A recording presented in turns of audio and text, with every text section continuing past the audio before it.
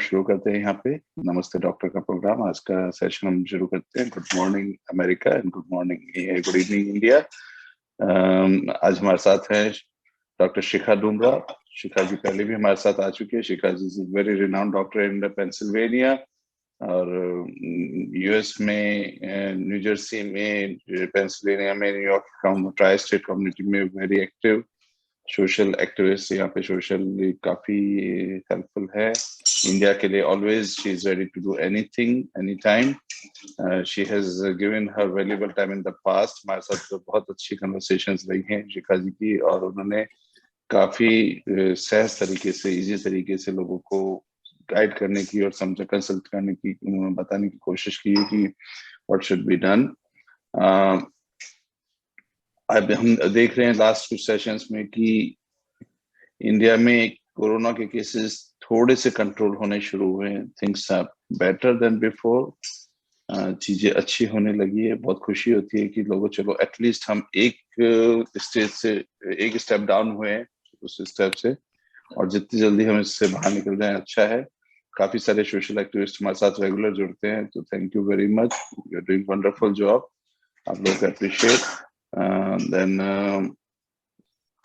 हम इस प्रोग्राम में अशोक जी श्रीवास्तव जो हमारे इसमें की पर्सन रहे हैं, जिन्होंने हमारे को इसका आइडिया दिया। Thank you very much Ashok ji. Welcome you and looking forward to do more things with you. उसके साथ में हम Pooja Patel also, she has been a key person in organising all the doctors and everything. तो Pooja ji thank you very much, and Mandeep ji. Now I am Deepak Kawadia from NRI Federation and I'm from New Jersey and we're starting the program right now. आज के programme के बारे में हम एक disclaimer read करना चाहते हैं कि जो भी व्यक्ति कोई भी इंडिया में हो, अमेरिका में हो, डॉक्टर कहीं भी इस प्रोग्राम से जुड़ा हुआ है, they are not personally liable for anything. They are not, yes, they are just guiding, consulting, helping you guys without any profits, without any for nobody. So we are just doing this thing for the community service. इसके बारे आगे जो आप जो भी consult help लेना चाहते हैं, जो गाइडेंस, तो आप अपने लोकल डॉक्टर से कंसल्ट कर सकते हैं। www.NRI Federation की वेबसाइट पे आप पास्ट रिकॉर्डिंग्स देख सकते हैं। यूट्यूब पे पूरा रिकॉर्डिंग्स देख सकते हैं। It has been following on Twitter. कोई भी क्वेश्चन आंसर्स हो, डॉक्टर्स की ईमेल हमने यूट्यूब में भी शेयर किए हैं, यहाँ भी शेयर करते हैं, और NRI Federation की वेबसाइट की ईमेल से भी आप शेयर कर सकते हैं हमारे को, और कमेंट भेज सकते हैं। इसी के साथ से हम डॉक्टर शिखा डुमरा को वेलकम करते हैं। Shikha ji, welcome for the programme today and we get started. Thank you so much for having me again. It's my pleasure to help out my community in India. Thank you. कोई भी अपने आप question पूछना चाहते हैं तो प्लीज अपना नाम, एज और मेडिकेशंस क्या वो बोलना नहीं भूलें, एंड शॉर्ट रखें ताकि डॉक्टर्स प्रॉपर्ली अंडरस्टैंड कर सके। स्टोरीज की जगह आप टू द पॉइंट बात करेंगे तो इट इज मच बेटर। आप अपने फ्रेंड्स, रिलेटिव सबको इस वेबसाइट लिंक के जरिए इनवाइट कर सकते हैं। We can have more and more people who can take the benefit. जी please we can start from here. Who the Mohammed Mansoor ji? I can see you. Good evening, sir. Good evening ji. हाँ जी, बोलिए मोहम्मद जी please. आप कहाँ से मोहम्मद जी? जी sir, Magray Mansoor from district Shopian sir. Shopian कहाँ से आई है? डिस्ट्रिक्ट शोपियान किधर है? ये तो सर मतलब कश्मीर में एक डिस्ट्रिक्ट है, रिमोट एरिया है, हिली डिस्ट्रिक्ट है, डिस्ट्रिक्ट शोपियान। श्रीनगर से 51 किलोमीटर की दूरी पर है। थैंक यू मसूद जी हमारे साथ जुड़ने के लिए। थैंक यू सो मच हमारे साथ जुड़ने के लिए। बोलिए हम। Thank you ma'am, thank you ma'am, thank you. Kashmir हम गए हैं एक बार, बहुत टाइम पहले, but it's beautiful. We all hear it. I hope it's peaceful now. Things are better. बाकी हम थोड़ा सा जानना चाहेंगे आपके कश्मीर का एरिया, उधर के लोगों के बारे में, क्योंकि अब हम देख रहे हैं थोड़े से केसेस कंट्रोल में हैं, तो we can spend little time on understanding the things about India. Doctors को भी एक क्या होता है, वी ट्राई टू, ये program not only to treat the people, it's already information based program, जिसके जरिए हम आपसे इंफॉर्मेशन ले सकते हैं, आप हमसे इंफॉर्मेशन ले सकते हैं अमेरिका के बारे में, और इसके बाद में हम पेशेंट्स को, जो लोगों डॉक्टर्स हैं, पेशेंट्स को ट्रीट कर सकते हैं। हमने करीब करीब सारे पेशेंट्स को हेल्प करने की कोशिश की है हर प्रोग्राम में। तो आपका उधर कश्मीर में कैसा हाल है और क्या है, थोड़ा जनरल हमारे को बताएंगे? एक्चुअली सर, ये जो कश्मीर है, आपको पता है कि जन्नत बेनजीर है। आजकल जो हमारे भारत में ऑक्सीजन की कमी है, मतलब लोग मर रहे हैं, और गवर्नमेंट तो बहुत मतलब फ्रंट लाइन पे है, हमारे डॉक्टर साहब फ्रंट लाइन पे है, सारे एनजीओ फ्रंट लाइन पे है। तो रही बात कश्मीर, जम्मू कश्मीर की, यहाँ तो मतलब एडमिनिस्ट्रेशन ने जो लॉकडाउन किया है, इसमें हमारे डिस्ट्रिक्ट में 100% वैक्सीनेशन कंप्लीट हुई है। हम वेरी गुड। 100%, ये तो कल प्राइम डिबेट में है, तो हमारे शोपियान में 100% वैक्सीनेशन। और वेरी गुड। उसमें एक बात है, मैं रिन्यूड एक सोशल एक्टिविस्ट हूँ, 4 साल से काम कर रहा हूँ। मैंने बहुत बार अपील के मौलवियों को कि मतलब अपने आप को बचाए, ये पेंडेमिक बायस तशवीश है हमारे सारे इंडिया में, अपने आप को बचाए, कम्युनिटी को बचाए, सोसाइटी को बचाए। और एडमिनिस्ट्रेशन का बड़ा योगदान रहा है, पुलिस का योगदान रहा है, जो भी यहाँ एनजीओ थे, सोशल एक्टिविस्ट थे, उन्होंने लोगों से मतलब अपीलें की कि इस पेंडेमिक बीमारी से बचने के लिए अपने आप को एसओपी का पालन करें। तो लोगों ने मतलब ये किया। और मैं इस वक्त अपने डिस्ट्रिक्ट में बहुत खुश हूँ कि अदर दैन डिस्ट्रिक्ट से हम बहुत केसेस कम है और रिड्यूस हो रहे हैं, और 100% वैक्सीनेशन भी हुई है। It is the first district in Kashmir कि जहां मतलब, उसमें एक बात, जब मैंने पहली बार एज ए सोशल, लोग पहले नहीं आते थे, वो डरते थे कि यार हमें कुछ हो जाएगा। तो as a renewed social activist मैंने अपने आप को मतलब पेश किया। मैंने कहा कि मुझे कर लो ये वैक्सीनेट, और मैंने उसमें लोगों से अपील की, आप आगे आए, ये जो हमें कम्युनिटी और सोसाइटी को बचाना है। और शुक्र अल्लाह का कि सारे लोग मेरे वैक्सीनेशन पर आए, तो इतना रश था कि वहां बारी नहीं मिलती।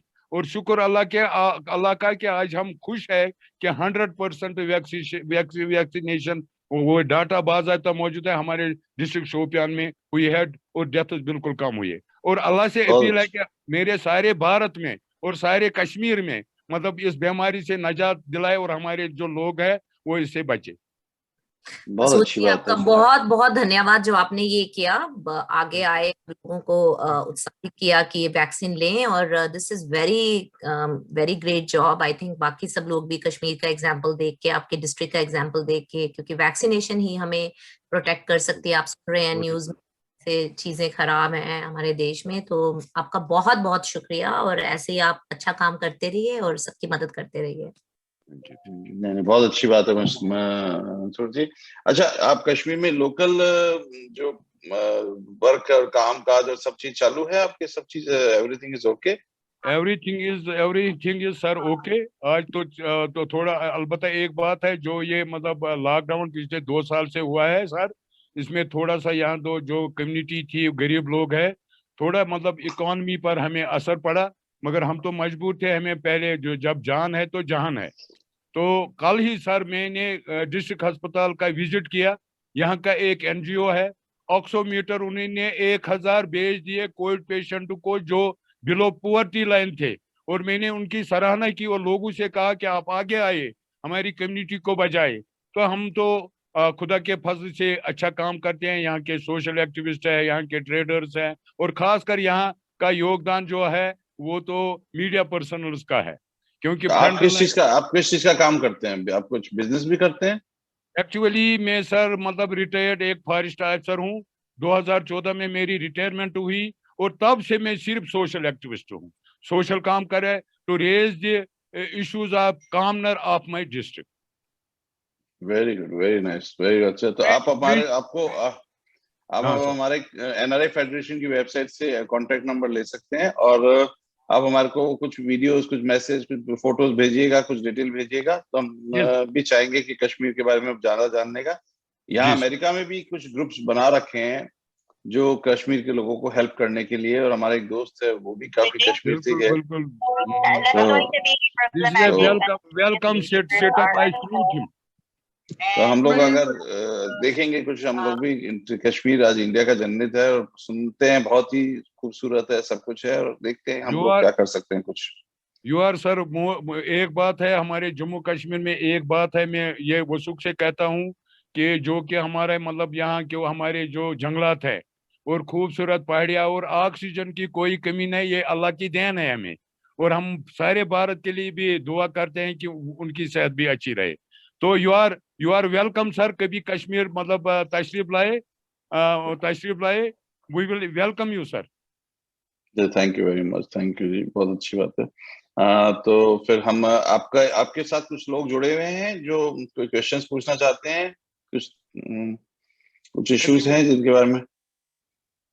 एक्चुअली सर, हाँ सर, यहाँ तो बहुत सारे लोग हैं मतलब जुड़े हैं, वो कहते हैं यही कि मतलब हमारे जो हमारे मतलब पेशेंट्स है यहाँ, हमने एक मतलब वॉलंटियर जमात रखी है। वो हमारे जो मेरे सोशल एक्टिविस्ट ग्रुप है, सिविल सोसाइटी है, वो गांव गांव जाते हैं, मतलब अवेयरनेस देते हैं। और जो उनको भी कुछ मतलब कंसल्टेशन डॉक्टर साहबों की जरूरत है, हम उनको उनसे लेते हैं। और डॉक्टर साहिबान हमें कोऑपरेट करते हैं, हमारा बाकायदा उनसे रायता है, और जो भी हमें पेशेंट है उनको अच्छी तरह से क्योर किया जाता है। तो हम एक और मैसेज सबको देना चाहेंगे कि जैसे हमारे साथ उत्तराखंड से कहीं भी अगर आप लोग कोई स्पेशल सेशन करना चाहते हैं डॉक्टर्स के साथ में, जहाँ पे आप 150 लोकल और ज्यादा लोगों को लोकल इनवाइट करके और लोग कहीं आउटडोर में कहीं भी, और आप एक वीडियो कॉन्फ्रेंसिंग के जरिए उनके क्वेश्चंस, एक जना क्वेश्चंस पूछ सकता है और उसके आंसर्स आपको मिल सकते हैं, तो हम लोग वो प्रोग्राम ऑर्गेनाइज कर सकते हैं स्पेशल ओके बेसिस सर, पे। Okay, thank you sir. तो वो कभी we are भी आप able- वो करना चाहेंगे तो हम लोग तैयार है। अमेरिका से जो हमारे डॉक्टर्स की टीम है, जैसे डॉक्टर शिखा डोमरा जी हैं, दे ऑलवेज एक्टिव। देखिए आप पूरी रात काम करके भी सुबह कितने फ्रेश और कितने एक्टिव रहते हैं, जी क्योंकि उनको एक एनर्जी मिलती है कि हाँ नहीं, हम अपने इंडिया के लिए कुछ करने की कोशिश कर रहे हैं। जी जी हम जी। क्या कर सकते हैं ये पता नहीं, पर हम कोशिश करते हैं कि एटलीस्ट कुछ कर सके। हर एक को this is Deepak ji is always been there to organize and help as much as possible। India में दीपक दिन रात काम कर रहे हैं, तो कुछ भी आपको जरूरत होगी तो Deepak ji, we all will try our best to help बहुत out। बहुत बहुत बहुत शुक्रिया, salute you ma'am for this. तो अगर आपके कुछ लोग सामने बैठे हैं और वन बाय वन कोई क्वेश्चंस पूछना चाहते हैं तो आप उनसे बात कर लीजिए। हम आपको वापस ले सकते हैं लाइन पे। जब भी आप हैंड रेज करेंगे तो हम आपको ले लेंगे, तो हम और उनसे आप कम्युनिकेट कर सकते हैं, उनके क्वेश्चंस पूछ के हम आपको आंसर दे सकते हैं, जैसा भी आप ऑर्गेनाइज करना चाहें। अभी बात कर अभी हम लोग 1 घंटा लाइन पे हैं अभी। जी जी सर, जी sir. Thank you so much। So let's Thank move you, to the next caller, Deepak ji। next one please। We have Nain Nigha Rana। हाँ जी जी सर। हाँ बोलिए। यस बोलिए। सबको नमस्कार सर। नमस्ते नैन। नमस्कार। दरअसल मैं उत्तराखंड से हूँ सर, डिस्ट्रिक्ट देहरादून के सुदूर इलाका जो कि चक्राता पड़ता है, वहाँ का रहने वाला हूँ। चक्राता क्षेत्र आपने सुना होगा सर। जिस प्रकार मसूरी हाइट पे उसी लेवल पे चक्रोता भी है सर, तो मैं वहाँ का रहने वाला हूँ जी। तो हमारे यहाँ मतलब जैसे कोरोना का वो है थोड़ा पहले था, बाकी लोग म्यूट जैसे रखें अपने आप को। जवाब जैसे सर पहले मैं बता रहा हूँ कि हमारे यहाँ जैसे मौसम परिवर्तन हुआ उस समय थोड़ा सा लोगों को मतलब ये कि खांसी जुकाम हुआ है, लेकिन आइसोलेट जैसे घर में रहे तो ठीक ठाक हो गए लोगों ने। हमने भी बल्कि लोगों को प्रेरित करा कि भाई घर में रहें, सुरक्षित रहें, इधर उधर ना भागें, ना भीड़ में जाएं। तो आजकल माहौल लगभग ठीक है हमारे यहाँ। और सर मैं एक जानकारी चाहना चाहूंगा, जैसे मेरी वाइफ है, उनकी डिलीवरी होनी है जुलाई में, लगभग 8 जुलाई। तो उसमें अगर उनको वैक्सीनेशन हम लगा सकते हैं डॉक्टर साहब? है सही वैक्सीनेशन। तो अभी जो डॉक्टर वैक्सीनेशन है प्रेगनेंसी और लैक्टेशन के लिए, तो आई थिंक अभी पूरी तरह से रिसर्च नहीं आई है, लेकिन जितनी भी अभी तक रिसर्च आई है उसमें कोई कॉन्ट्रा इंडिकेशन अभी नहीं है। वो कह रहे हैं कि वैक्सीन आप लगवा सकते हो जी, क्योंकि ये किल्ड वैक्सीन है, ये लाइव वैक्सीन नहीं है। बाकी इंडिया की वैक्सीन थोड़ी डिफरेंट है जो यहाँ की है, तो आप एक बार अपने डॉक्टर से भी सलाह कर सकते हो। बट अभी तक जितनी रिसर्च आई है उसके हिसाब से वैक्सीन लगवाने में कोई प्रॉब्लम नहीं है। अमेरिका की वैक्सीन प्रेग्नेंट लेडीज को लग रही है अमेरिका में डॉक्टर साहब? हाँ जी, अमेरिका में लैक्टेटिंग फीमेल्स को लग रही है, प्रेग्नेंट को भी। वो बोल रहे हैं कि अगर आपको लगवानी है तो it's okay, there is no contraindication. तो जैसा आप सुन रहे हैं कि अभी ये वैक्सीन इमर्जिंग, हाँ अभी ये इमर्जिंग वैक्सीनेशन बहुत नहीं है हमारे लिए, इमर्जिंग है, तो डॉक्टर्स ना तो रिकमेंड कर रहे हैं कि लगवाओ, ना ये रिकमेंड कर रहे हैं कि नहीं लगवाओ। मुझे पता है पेशेंट्स के लिए जो है वो बहुत दुविधा की बात है कि अरे क्या जी करें। बट इंडिया की जो वैक्सीन है वो किल्ड वैक्सीन है, तो अभी तक तो जो मेरी नॉलेज है कि उनको वैक्सीनेशन लगना चाहिए प्रेगनेंसी में। तो अभी ऐसा कुछ कॉन्ट्रा इंडिकेशन नहीं आया है। इनफैक्ट जी गायनोकोलॉजी और कनाडा की जो गायनोकोलॉजी सोसाइटी है उन्होंने तो कहा है कि वैक्सीनेशन लगना चाहिए प्रेग्नेंट फीमेल्स को। तो जैसा आपने सुना, ये जो टोटल अभी तक का रिसर्च और अभी डेटा ये बोलते हैं कि वैक्सीनेशन लगना चाहिए, पर it is all up to person जो लगवा रहे हैं। और ऐसा कोई नेगेटिव केसेस सुनने में नहीं आया है कि प्रेग्नेंट लेडीज को वैक्सीन लगा और कुछ रिवर्स हुआ हो, कुछ नेगेटिव हुआ हो। तो ये है thesis. So I think we are drawn, हम इस तरह की सिचुएशन में आ गए हैं कि एक तरफ कोविड है, तो कोविड के भी कॉम्प्लिकेशंस प्रेगनेंसी में बहुत ज्यादा हो जाते हैं अगर कोविड हो जाए तो, और दूसरी तरफ वैक्सीनेशन है जो रिलेटिवली अभी न्यू वैक्सीनेशन है, तो it's a little difficult situation. But अभी तक जो रिसर्च आई है सामने उसमें तो यही कहा गया है कि वैक्सीनेशन में कोई कॉन्ट्रा इंडिकेशन नहीं है, लगवा सकते हो प्रेग्नेंट और ब्रेस्ट फीडिंग मॉम्स। जी ma'am, thank you. Very welcome and congratulations, आपकी डिलीवरी है, दुआ करेंगे कि सब कुछ सही हो, ध्यान रखिए आप फॉर द गुड वर्क। तो आपका क्वेश्चन आगे इसके बस ये सही क्वेश्चन था कि और आपको कुछ पूछना है? जी अभी यही था। ठीक है, वेरी गुड। तो wish you all the luck. Next Swaraj Singh ji please. Shikha ji, Swaraj ji एक सोशल एक्टिविस्ट हैं, ये भी काफी एवरी सेशन में हमारे साथ जुड़ते हैं और इन्होंने काफी लोगों को हेल्प की है, अपने घर पे लोगों को बुला के उनकी प्रॉब्लम्स लेके, प्रोग्राम से गाइडेंस लेके इन्होंने काफी लोगों को अपनी सोसाइटी में, अपनी कम्युनिटी में अवेयरनेस क्रिएट की है और एवरी डे काफी अपने जो क्वेश्चंस ढूंढ के लाते हैं, पूछ के लाते हैं, फिर उनको सॉर्ट करते हैं, उनकी हेल्प करते हैं, तो काफी अच्छा काम कर रहे हैं। थैंक यू स्वराज जी, मुझे याद है आप लास्ट टाइम जुड़े और आपके क्वेश्चन बहुत अच्छे थे, very nice questions and thanks for helping and doing what you are doing. Actually क्या है वो, अब मैं लास्ट 2 डेज से एब्सेंट था और आज आपसे मुलाकात हुई, फर्स्ट डे भी आपसे ही थी, तो ये बहुत अच्छा कॉन्सिडेंसी मिल रही है, तो अच्छी बात है। ये और दीपक सर का thank you so much. Deepak sir आप इतना अप्रिशिएट करते हैं तो उसमें एक एनर्जी और जनरेट हो जाती है, तो हम और फील्ड में जाने का मन करता है, भागने का मन नहीं करता, ये चीज है। सही है, लेकिन बस अपना ध्यान भी रखिए, proper masking and all that precaution I am sure आप ले रहे होगे, क्योंकि अच्छी बात है आप मदद कर रहे हो, but you have to be safe yourself as well. Yes ma'am. मेरा एक मैम कल एक पेशेंट से मेरी मुलाकात हुई थी, वो आईसीयू में था, तो मैं उससे मिलने गया था।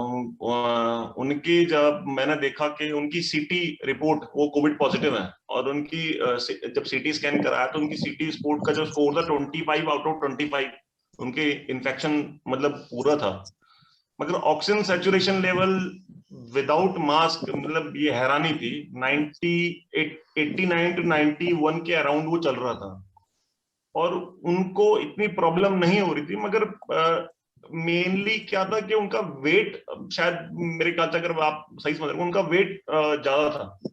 उनकी मेरा उतर दे कि उनका वेट जो था वो 98 के अराउंड था। एज उनकी पेशेंट की जो एज है वो 38 के आसपास यंग लड़की है, तो उनका ऑक्सीजन सैचुरेशन लेवल जो था उसको देख के हैरान था, क्योंकि सिटी वैल्यू जो है वो 25 और 25 थी। ये मुझे कुछ समझ में नहीं आया था, इसलिए मैं उनकी रिपोर्ट में आपको मेल भी करूंगा अगर श्योर। तो हम, हाँ जी, तो सीटी हमें गाइड करता है कि आपका कितना सीवियर है, तो नेचुरली सीटी अगर सीवियर है तो थोड़ा कंसर्न की जरूरत है, लेकिन यहाँ पे हम सीटी के बेसिस पे ट्रीट नहीं करते। आई नो इंडिया में सीटी जो है उसके बेसिस में ट्रीटमेंट शुरू होती है, तो इसलिए यहाँ पे हमारे उतने स्टेरॉइड्स, उतनी एंटीबायोटिक्स नहीं यूज हो रही जो इंडिया में हो रही है, क्योंकि सीटी एक एक हमें क्लिनिकल पिक्चर देता है कि हम कहाँ खड़े हैं, बट मोर इम्पोर्टेंट है पेशेंट के सिम्टम्स क्या है, पेशेंट्स का रिस्क फैक्टर्स क्या है, ब्लड वर्क का इन्फ्लेमेशन आ रही है। तो ये जो डिसीजन होता है ये सिर्फ किसी चीज पे नहीं होता, ये overall putting everything all the pieces together उस पे होता है। तो हमने भी यहाँ पे देखा है कई बार पेशेंट आता है किसी और चीज से, और ऐसे कोविड किया और कोविड पॉजिटिव आ गया, और चेस्ट एक्सरे भी उनका खराब है, हम सीटी नहीं करते हैं क्योंकि उनको अगर सिम्टम्स नहीं है तो तो इट कैन हैपन। बाकी जो वेट है that itself is a risk factor for getting serious Covid. You know, obesity जो है, ओवरवेट और ओबेसिटी, इनफैक्ट अभी एक स्टडी हुई थी न्यूयॉर्क में, उसमें कहा गया था कि डायबिटीज और ओबेसिटी जो है, these two are very big risk factors for getting serious COVID. क्योंकि क्वेश्चन आ रहा था कि कई यंग लोग हैं भी, उनको इतनी मेडिकल प्रॉब्लम्स नहीं है, तो उनको क्यों इतना सीरियस कोविड हो रहा है। तो यस, तो वेट जो है that is itself is a risk factor for many things including covid। theory है कि जो ज्यादा हाई वेट के या जिनको डायबिटीज होती है, वो उनके लेवल, उनके बॉडी में इन्फ्लेमेशन जो है वो बहुत ज्यादा होती है already, and COVID itself inflammation करता है। तो there are various theories, but एक थियरी वो भी है। दीपक सर, मैंने एक यहाँ पे दिल्ली से एडमिनिस्ट्रेशन से रिटायर्ड ऑफिसर हैं डॉक्टर के.एस. रावत, उनको रिक्वेस्ट करी थी जूम मीटिंग में ऐड करने के लिए। तो क्योंकि हमें, आप जैसे लास्ट टाइम दीपक सर ने कहा था, राहुल राय सर थे, तो लोकल डॉक्टर भी साथ में हो तो कोऑर्डिनेशन बहुत अच्छा बन जाता है। बिल्कुल, नहीं, बहुत अच्छी बात है। हमने जो यूएस, जी सर, के.एस. रावत साहब है लाइन पे, आप अपने आप को अनम्यूट कर सकते हैं अगर आप लाइन पे हैं तो। साथ डॉक्टर कुंवर सिंह रावत जी यहाँ आपके साथ मुखातिब है। Okay, very nice, welcome Rawat ji, thank you for coming and joining us. हाँ, बता रहे थे आप, बोलिए।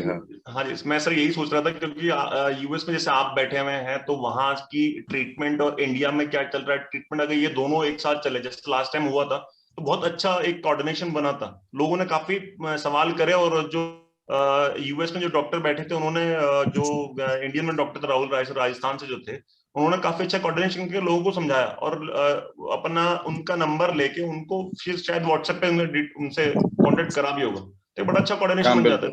नहीं, बहुत अच्छा, डेफिनेटली। और क्या, देखिए शिखा जी अमेरिका में डॉक्टर है, यहाँ से वो लोकल पेशेंट्स को ट्रीट करना वेरी डिफिकल्ट। अगर लोकल डॉक्टर उनके साथ कोऑर्डिनेट करता है, जैसे कुंवर सिंह रावत जी हैं, तो उससे क्या हो सकता है, कुंवर जी रावत, तो उससे आज वो लोकल कंसल्ट कर सकते हैं, लोकल गाइडेंस मिल सकती है, लोकल एक प्रॉपर हेल्प मिल सकती है, डॉक्टर आपस में कंसल्ट कर सकते हैं, एक पेशेंट को प्रॉपर ट्रीटमेंट मिल सकता है।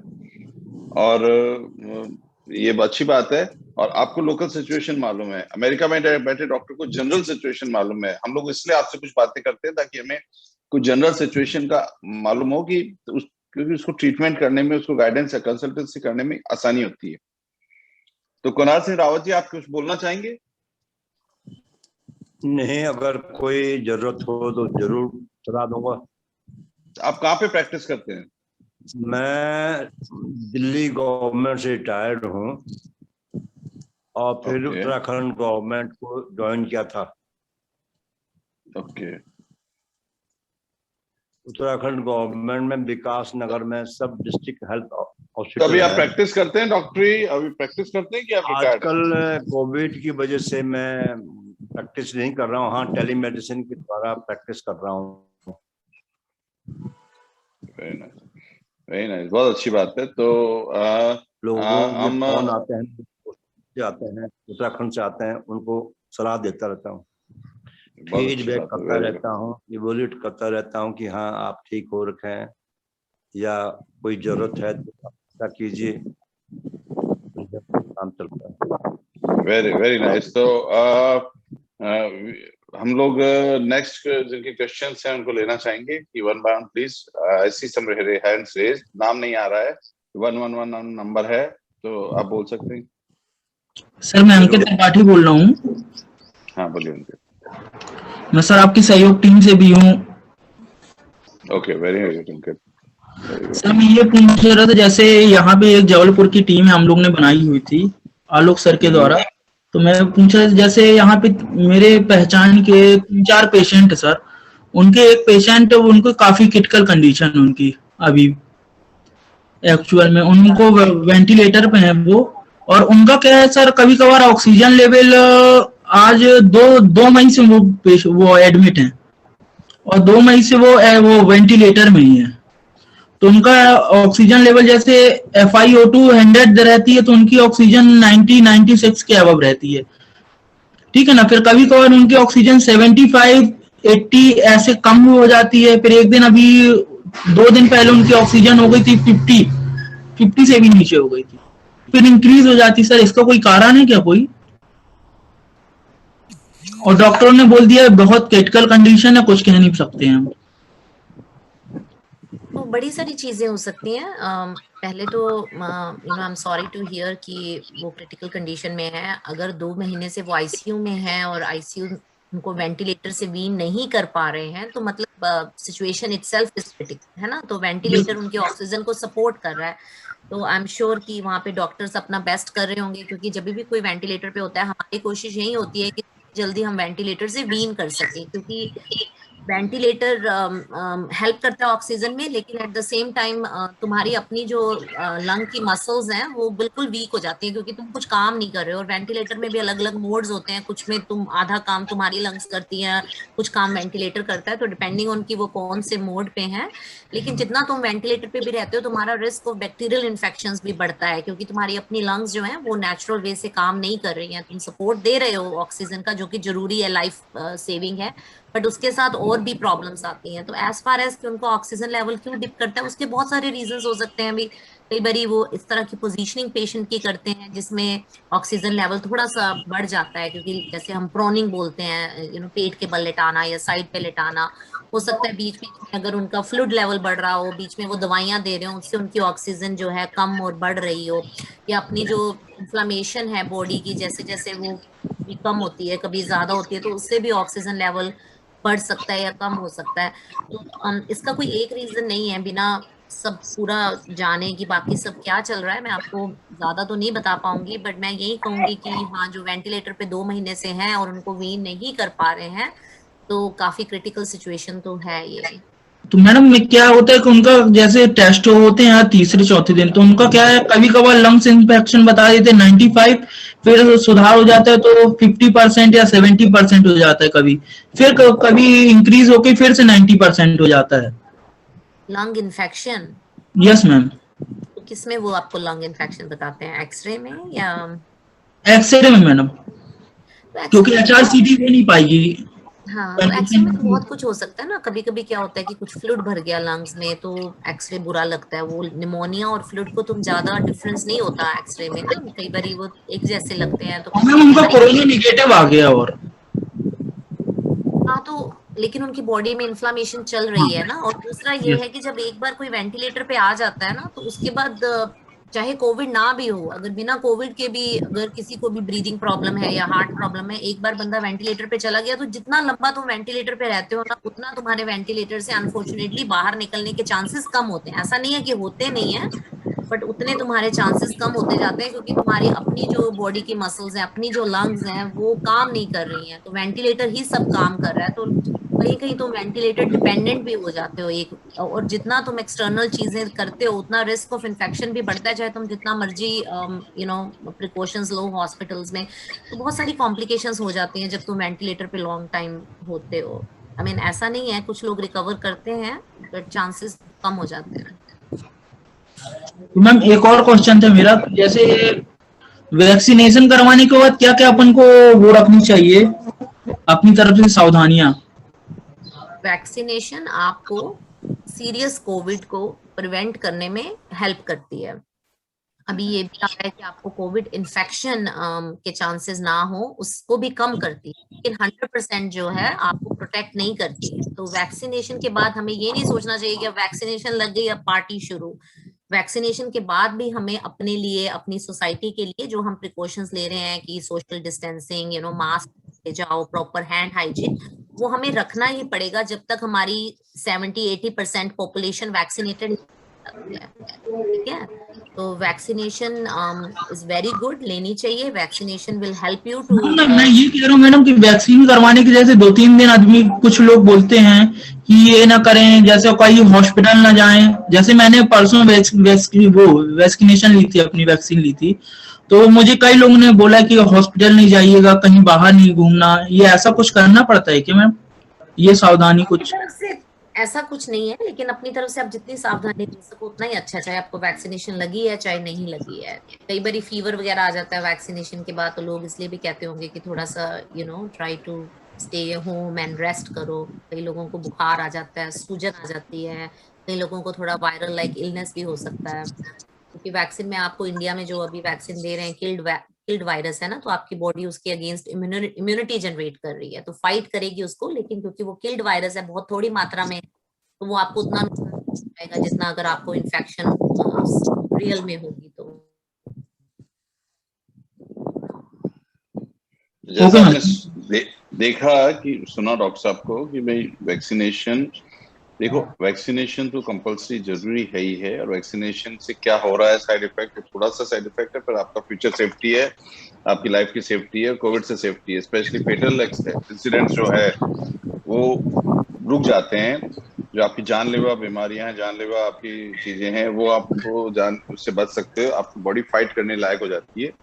तो वो वैक्सीनेशन काफी जरूरी है और सबको लेना चाहिए, और आप भी सबको बोलिए सबको लेना चाहिए। रहा सवाल आपके क्रिटिकल पेशेंट का, तो आप उनकी इंफॉर्मेशन, उनका डेटा डॉक्टर साहब को भेज सकते हैं, आप ईमेल एड्रेस से शेयर उनसे डिस्कस कर सकते हैं, और हम लोग के यहाँ से कुछ कोशिश जो भी हो सकेगी हमारे से गाइडेंस, तो हम लोग डॉक्टर साहब और आपको अवेलेबल रहेगी, कोशिश करेंगे। हमारा यही ट्राई रहेगी कि जो भी जितने भी पेशेंट्स हैं, कुछ भी है, अगर वो निकल सके उस पीरियड से, जहाँ से वो क्रिटिकल पीरियड से निकल सके और ठीक हो सके, तो बहुत अच्छी बात है। बाकी रेस्ट इज डेस्टिनी। तो ठीक है, आप अच्छा काम कर रहे हैं, प्लीज कंटिन्यू और इसको आगे बढ़ाइए, और यही हम आपको बोलेंगे। नेक्स्ट कॉलर प्लीज, अंजान।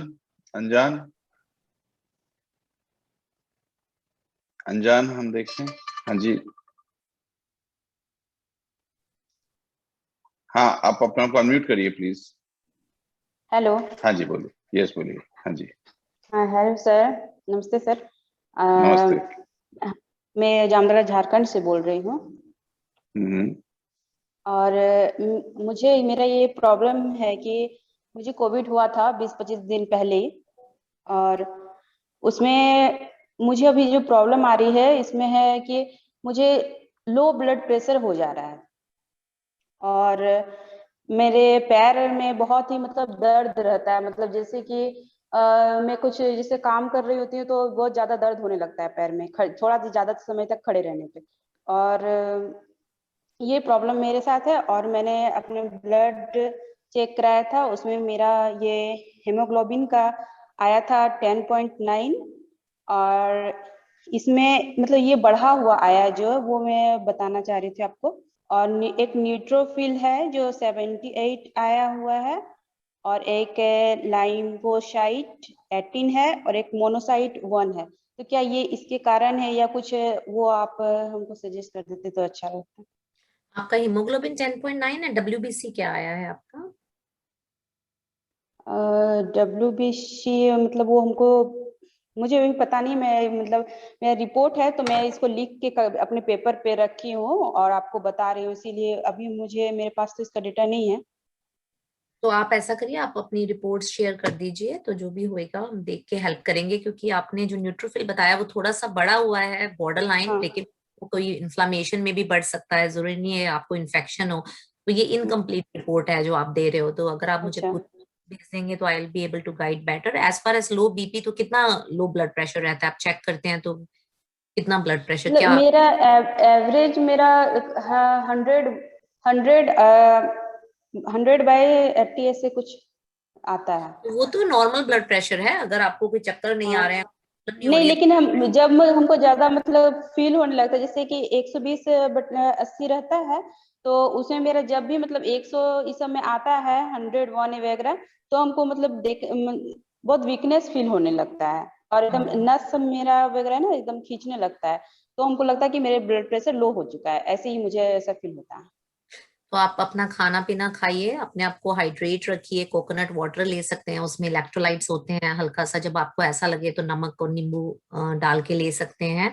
बाकी लेग पेन जो है कई बार कितने टाइम रहती है, आपको कोविड हुआ है, मसल पेन, फटीग, थकावट, ये काफी हफ्ते तक भी रह सकती है। तो इसमें यही है कि आप अपनी तरफ से अच्छा खाना खाइए, थोड़ा बहुत एक्सरसाइज जो आप कर सकते करिए। बस एक ही चीज ऐसा कभी कभी हमें दिमाग में रखनी चाहिए कि कोविड जो है वो आपके ब्लड क्लॉट के चांसेस जो है वो बढ़ाता है। तो कभी कभी लेग पेन जो है, अगर आपको स्पेशली पिंजियों में या एक जगह दर्द हो रहा है या टांग में स्वेलिंग है, तो थोड़ा सा ध्यान में रखना चाहिए कि कभी ब्लड क्लॉट तो नहीं हो गया है। तो अगर आपको लेग पेन ज्यादा बोदर कर रही है तो आप एक बार अपने डॉक्टर से कंसल्ट कर लीजिए, होगा तो वो आपका अल्ट्रासाउंड कर लेंगे जस्ट टू मेक श्योर।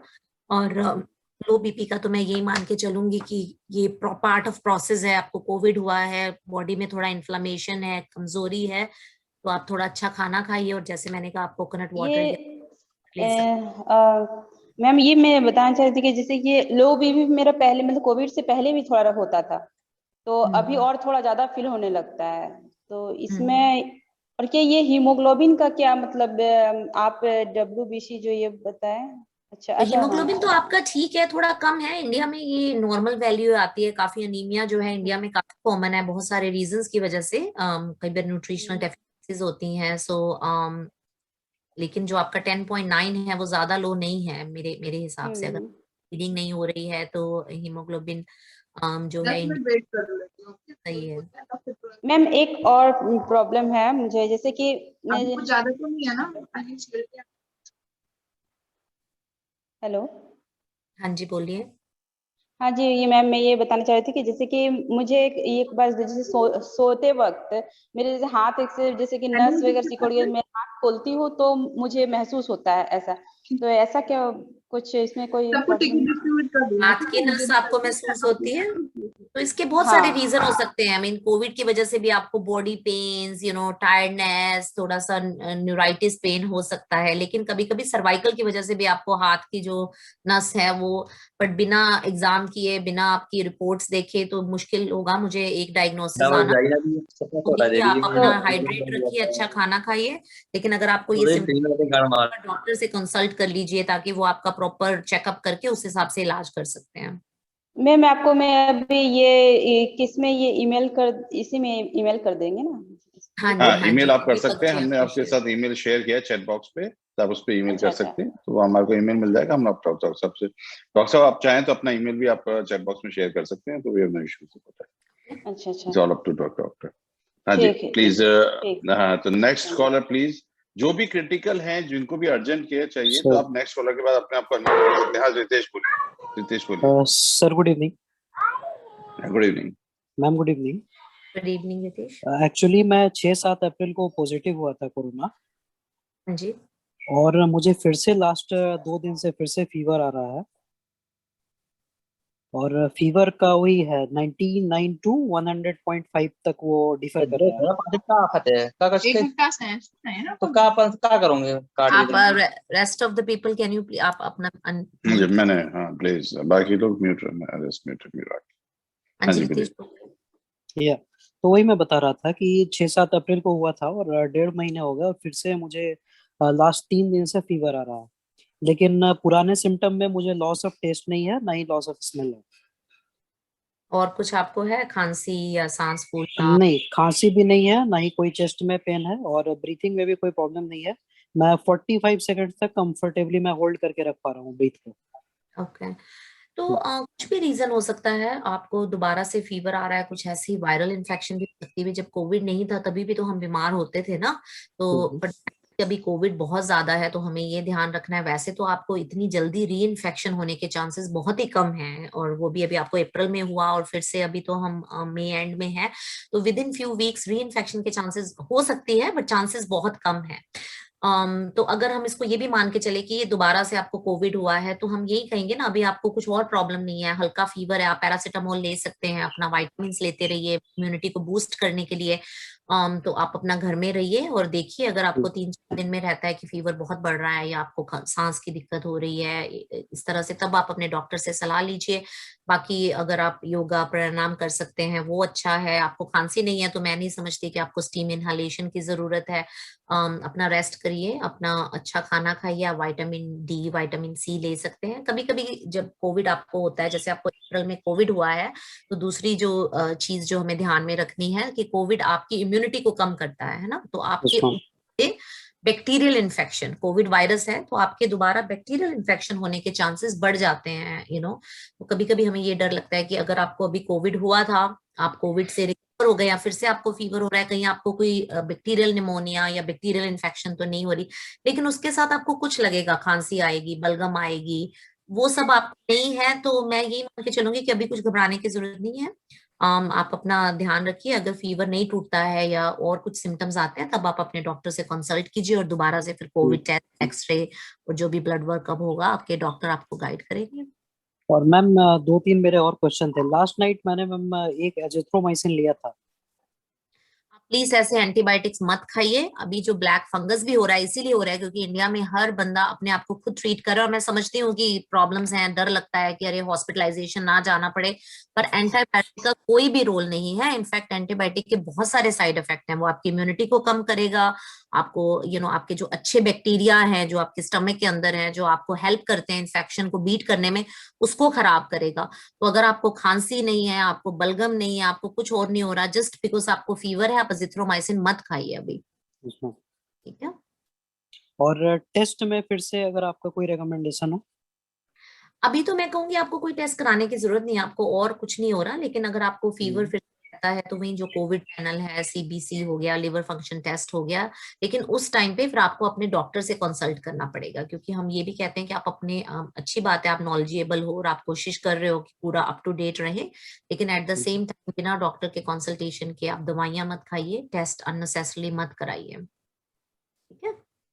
प्रीति, जैसा आपकी सिचुएशन है वैसी सिचुएशन आई थिंक हमने बहुत सारे कॉलर्स की देखी है, और वो फ्रस्ट्रेटेड होके और थोड़ा सा घबरा के और फिर एक्स्ट्रा मेडिकेशंस, और उनको लगता है मेडिसिन लेंगे तो ही ठीक हो जाएंगे, पर ह्यूमन बॉडी है, उसको सेल्फ रिकॉर्ड्स का टाइम दीजिए, और आप मेडिकेशंस एक्स्ट्रा लेंगे उससे साइड इफेक्ट होंगे, आपकी बॉडी वीकनेस आएगी, आपको और बीमारियां हो सकती है। तो प्लीज हर कॉलर सुने और गाइड करें कि एक्स्ट्रा मेडिकेशंस नहीं लें, उसके साइड इफेक्ट से बचें। हाँ अजय सातुर, आप कुछ पूछना चाहते हैं जी? सातुर, हाँ जी पूछिए अजय। Hello doctor. हाँ नमस्कार सर। नमस्कार। हाँ गुड इवनिंग मैम। मैं ये क्वेश्चन मेरे दादाजी के ब्याह पे पूछ रहा हूँ। उनको थोड़ा शिकायत हुआ था, ब्रीदिंग में प्रॉब्लम हो रही थी, तो हम उनको दिखाने गए थे डॉक्टर साहब के पास। मैं भी कई बार बोल चुकी हूँ। राखी, आपका डिस्टरबेंस आ रहा है, प्लीज हम आपको बाद में लेते हैं, फिर आप अपने आप को म्यूट रखिए। हमने पहले मैं पूछ रहा हूँ सर। हाँ जी पूछिए। हाँ जी पूछिए। हाँ तो उनको ब्रीदिंग में दिक्कत हो रही थी, तो हमने हॉस्पिटलाइज उनको डॉक्टर के पास दिखाने गए थे, तो उनका सीटी वगैरह करवाया उन्होंने, वो एक्सरे वगैरह, तो उन्होंने मेडिकेशन दे दिया। सीटी स्कोर उनका आया था 18 आया था मैम उनका, वो सीटी स्कैन करवाया था ना। तो बाकी घर पे रहते हैं, लेटे हुए रहते हैं, उनको कोई दिक्कत नहीं होती, बट जब भी खड़े होते हैं तो उनको ब्रीदिंग में बहुत ज्यादा दिक्कत हो रही है। हालांकि उनका मेडिकेशन चल रहा है 1 महीने से रेगुलर, वो सारी वो दवाइयाँ इंजेक्शन वगैरह सब दे रहे हैं, बट फर्क नहीं आ रहा है, मतलब पता नहीं क्यों। क्या दवाइयाँ चल रही हैं? स्टेरॉइड्स? हाँ आप रिपोर्ट ईमेल कर दीजिए। और ब्रीदिंग में जब दिक्कत होती है तो ऑक्सीजनेशन कितना रहता है उनका? ऑक्सीजनेशन अगर नॉर्मल रहते हैं, घर पे अगर चेक करते हैं अपन तो 95 समथिंग रहता है, बट जब हम डॉक्टर के पास जाते हैं, क्योंकि डॉक्टर के पास जाने के बाद पैदल चलना पड़ता है 2-4 मिनट के लिए, तब उनका ब्रीदिंग आता है 87, 85 ऐसे करके आता है, 85, 87 ऐसे। बाकी अगर घर पे रहते हैं नॉर्मल सोए हुए तो एकदम नॉर्मल रहता है। तो आप मुझे रिपोर्ट्स भेज दीजिए, तो मैं आपको अपनी तरफ से कोशिश करूंगी जितना गाइड हो सके करने का।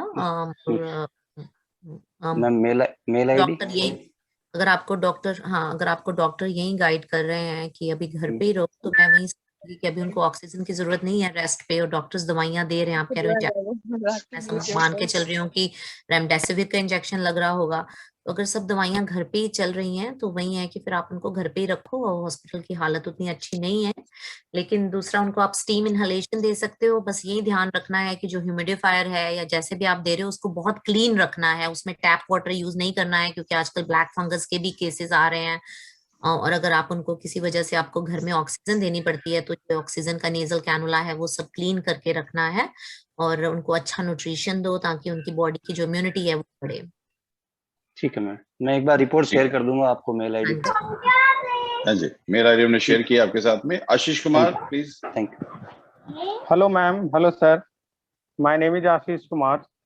Actually, I was admitted. Yes, ma'am. I was admitted in the hospitals for 18 days. हाँ जी। 15 मई को मैं डिस्चार्ज हुआ हूँ, और आज मेरा इग्रामा देने हॉस्पिटल के बाद तो अचानक से खांसी आने लगती है, मतलब, और सैचुरेशन लेवल मेरा ऑक्सीजन का 94 से ऊपर नहीं जा पा रहा है, तो कुछ मतलब गाइड कीजिए। तो आपको कब से सिम्टम्स हुए थे आपको? 28 अप्रैल को मैं एडमिट हुआ था हॉस्पिटल में। ओके। और 15 मई को मैं वहां से डिस्चार्ज हुआ था। ओके, तो आपको बाकी सब ठीक आ गया, बस ऑक्सीजन सैचुरेशन जो है वो आपकी 95 से नीचे ऊपर नहीं जा रही है, यही क्वेश्चन है। तो अगर आपको बाकी सब डी डाइमर भी लास्ट टाइम मैं जब चेक करवाया था हॉस्पिटल में तो 1300 था, उसके बाद हमारी चेक हुई नहीं है। तो आपको, आप हॉस्पिटल में थे तो आपको ब्लड थिनर तो चढ़ा ही होगा आपको, मतलब हाँ ब्लड थिनर दे रहे थे। तो अगर सब आपको ठीक लग रहा है, कुछ और नहीं लग रहा, तो ऑक्सीजन तो आपकी सही है 95%। अगर आपकी ऑक्सीजन रह रही है उसमें कोई प्रॉब्लम नहीं है, आपकी पूरा इलाज। जी। अगर आपको सांस में दिक्कत नहीं हो रही, फीवर नहीं हो रहा, बाकी सब ठीक है, इस पे मत जाइए। 95%, तो 95% बिल्कुल ठीक है। तो आप मेरे हिसाब से जितनी आप मुझे इन्फॉर्मेशन दे रहे हैं कवर हो चुके हैं। अपना अच्छा खाना खाइए, डाइट करिए और अपने प्रिकॉशंस अभी भी लेते रहिए, जो मास्क, रेगुलर हाइजीन है। ठीक है, ठीक ma'am, thank you very much. Next वाला प्लीज। यशु। हेलो, नमस्ते सर। यशु बोलिए। नमस्ते मैम। नमस्ते, क्या हाल है? बढ़िया है मैम, आप बताइए। बस सही है, आप बताइए क्या बस क्वेश्चन हम लोग है? घूम रहे हैं, मजे से घूम रहे हैं, झूला झूल रहे हैं। Come on man, start asking question. We have a short time. मैं ये कह रहा था कि हमारे भैया हैं राजस्थान से, भूपेश नाम है उनका, वरिष्ठ सक्रिय कार्यकर्ता है और सोशल वर्कर है। आज उनका जन्मदिन है, अभी लाइव हैं तो आप कुछ कह दीजिए उनके लिए, बधाई दे दीजिए। हैप्पी बर्थडे, और अपने आप को प्रोटेक्ट बहुत अच्छा करिए। काम कर रहे हैं वो। Thank you. आप सब वर्कर्स का जो फील्ड में इतना काम कर रहे हैं, सबका बहुत बहुत धन्यवाद। लेकिन अपना ध्यान रखिए, मास्क पहनिए और जितनी जल्दी हो सके वैक्सीन लीजिए। और हैप्पी बर्थडे। जैसे मैं कुछ लोगों का यशु है, सुमित शरण जी हैं, राखी है, कई सारे जने हैं, अमित कुमार, अमित एक स्टूडेंट हैं और मेडिकल स्टूडेंट है और हमारे साथ जुड़े रहते हैं। हितेश प्रसाद हैं, भूपेश हैं, कई सारे लोग, अशोक कुमार हैं, रेगुलर जुड़ते हैं, रेगुलर वो काफी लोगों की हेल्प कर रहे हैं। तो thank you everybody for doing this things. और एक सहयोग टीम जो है उसको भी थैंक यू। ये काफी लोग उसमें 30-35 जन हमने सुना हो गए हैं और काफी लोग अच्छा काम कर रहे हैं, तो थैंक यू वेरी मच। कल्पना सहाय जी, हमें मैसेज आया कल्पना सहाय के बारे में सुमित शरण जी से। कल्पना सहाय। Hello sir. हाँ जी बोलिए जी प्लीज। हाँ जी सर, मुझे कोविड हुआ था 6-7 अप्रैल को। हाँ और जी। मैं नेगेटिव हो गई करीब मैंने 15 आपकी दिन। आवाज कट रही है। हेलो हाँ जी, आप बोलिए। आवाज आ रही है? हाँ आ रही है। तो फिर मेरा नेगेटिव हो गया करीब 10-15 दिन में। उसके बाद देखते हैं कि मेरा ब्लड प्रेशर लो हो रहा है, चेस्ट में थोड़ा थोड़ा दर्द है और दाईं आंख में हल्का हल्का मैंने सूजन था। तो दिखाए डॉक्टर से यहाँ, तो बोले कि वो कुछ नहीं है। तो मैंने मोतियाबिंद होता है ना, तो उसी का असर है। तो किसकी वजह से, क्या डॉक्टर ने आपको होता है? मोतियाबिंद होता है ना एक तो मैम, तो बोले कि वही है आंख में, उस जरा सा छाला जैसा हो गया है, तो और कोई दिक्कत नहीं है। अच्छा, तो अभी आपको क्या प्रॉब्लम हो रही है? अभी वही जो है थोड़ा सा चेस्ट में हल्का हल्का दर्द है, बीपी लो हो जा रहा है, तो शुगर भी है हमको। तो शुगर भी अभी ठीक है, मैंने फास्टिंग में 104 था। तो मैंने खाने उने में क्या लें, खाना वगैरह कैसा रहे, कैसे रहे?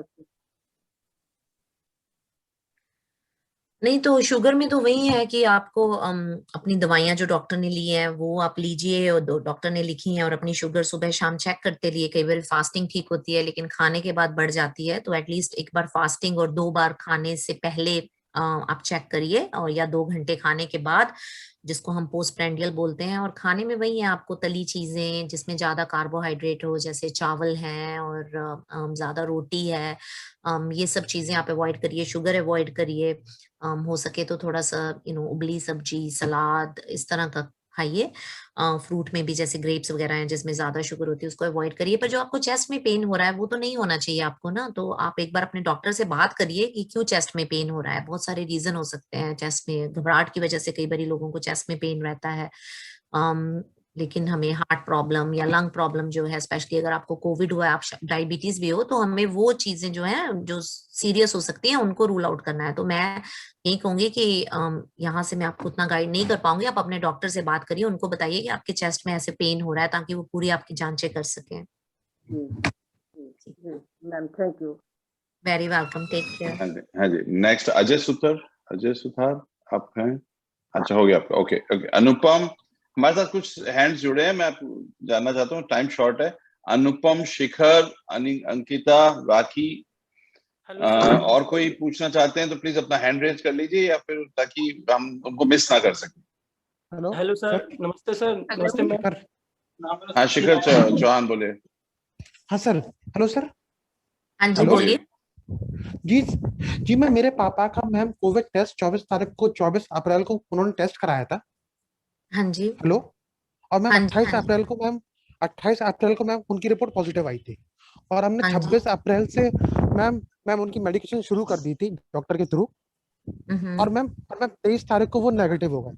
बट मैम अभी उनके थोड़ा चेस्ट पेन रहता है, थोड़ी सांस में दिक्कत रहती है, थोड़े से गैस्ट्रिक इशू रहते हैं, और कभी कभी सर में दर्द होता है।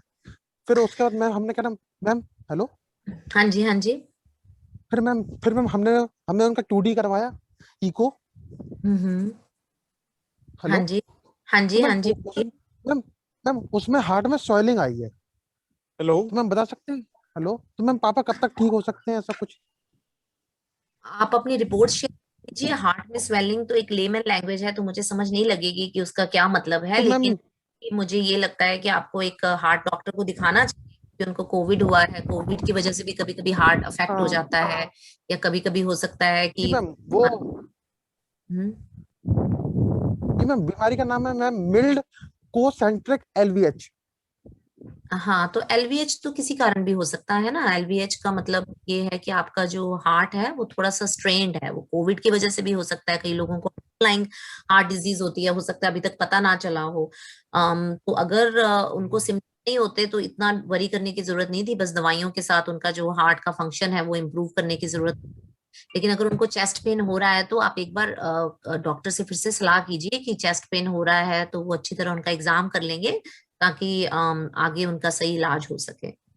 जी मैम। और मैम उनके लंग्स में थोड़ा सा वो कफ इस पे जमा डिपेंड करेगा कि और क्या हो रहा है ना। बिना पूरी पिक्चर जाने हम नहीं बता सकते कि कब तक ठीक होंगे, लेकिन लगता है कि हो गया माइल्ड कंसेंट्रिक LVH एज सच।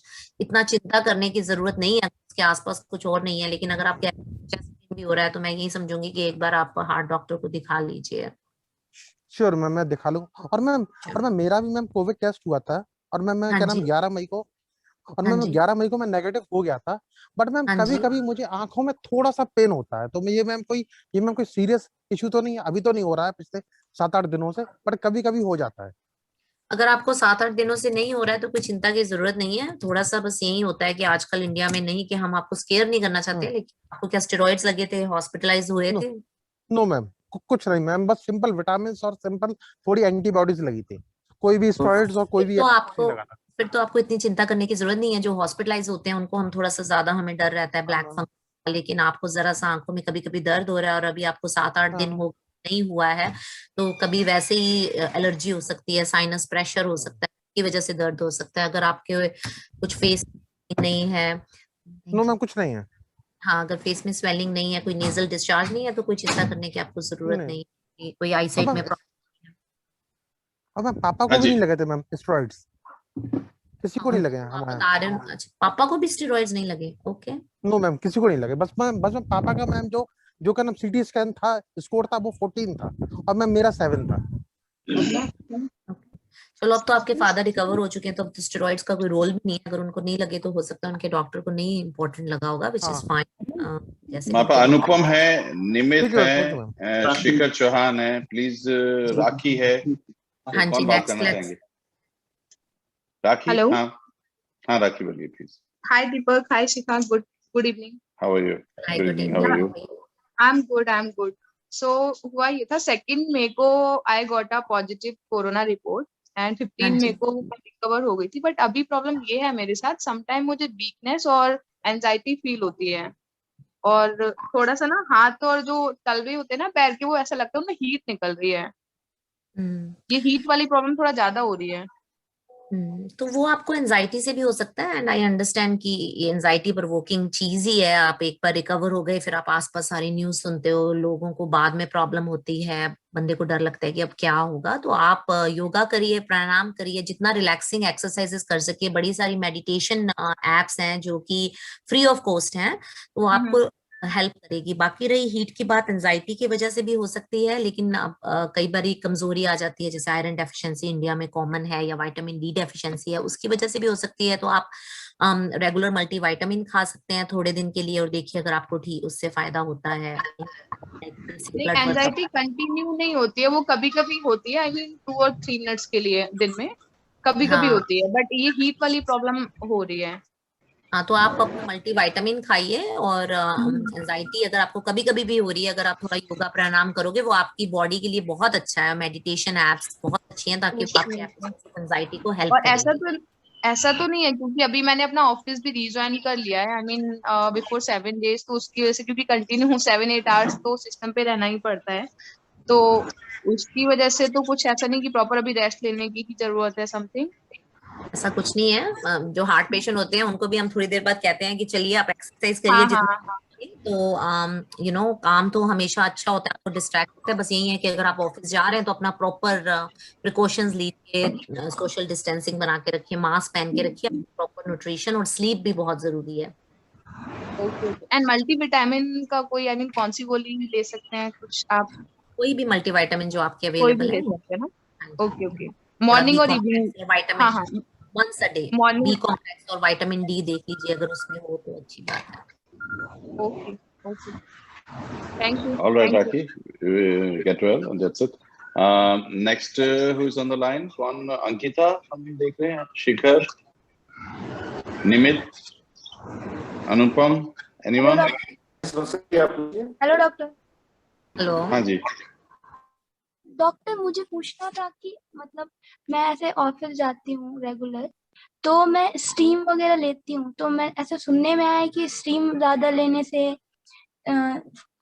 जैसे ब्लैक फंगस का खतरा होता है, या फिर मैंने मतलब मेरे घर में मेरे भाई को कोविड पॉजिटिव हो गया था, तो उसको जिंक दिया गया था, मतलब कंटिन्यूअस हो गया था 21-22 डेज तक, और हम लोग भी लेते थे जिंक, लिंसी, जिंकोनियम और जिंकोविट ऐसे, या जिंकोनियम ले लेते थे, नहीं तो जिंकोविट ले लेते थे।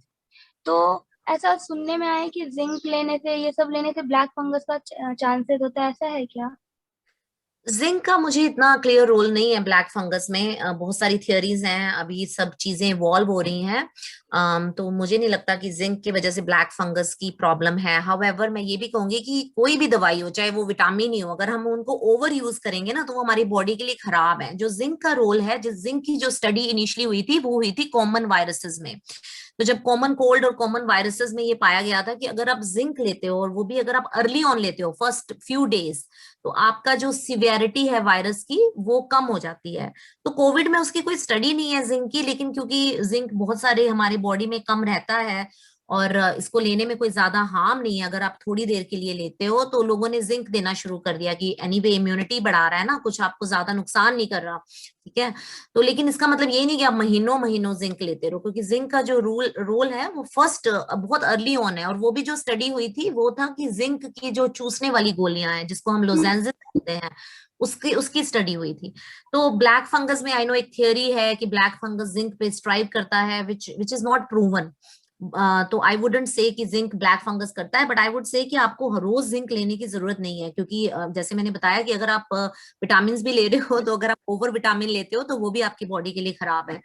इंटरमिटेंटली आप जिंक की गोली ले सकते हो कभी, दूसरा जो स्टीम इनहेलेशन है, नेचुरली स्टीम इनहेलेशन से एक सामने आया है कि क्या होता है ना, कि जो फंगस इंडिया में, एक तो ह्यूमिड टेम्परेचर है, फंगस ये जो है वो हमारे सोइल में और एनवायरमेंट में रहता है हमेशा से, लेकिन अभी ह्यूमिड क्लाइमेट है और जो भी ह्यूमिडिफायर है या स्टीमर है उसमें फंगस, अगर आप उसको ढंग से साफ नहीं करते हो या फिर आप टैप वाटर यूज कर रहे हो तो उसमें आपको इनहेल होने के चांसेस हैं।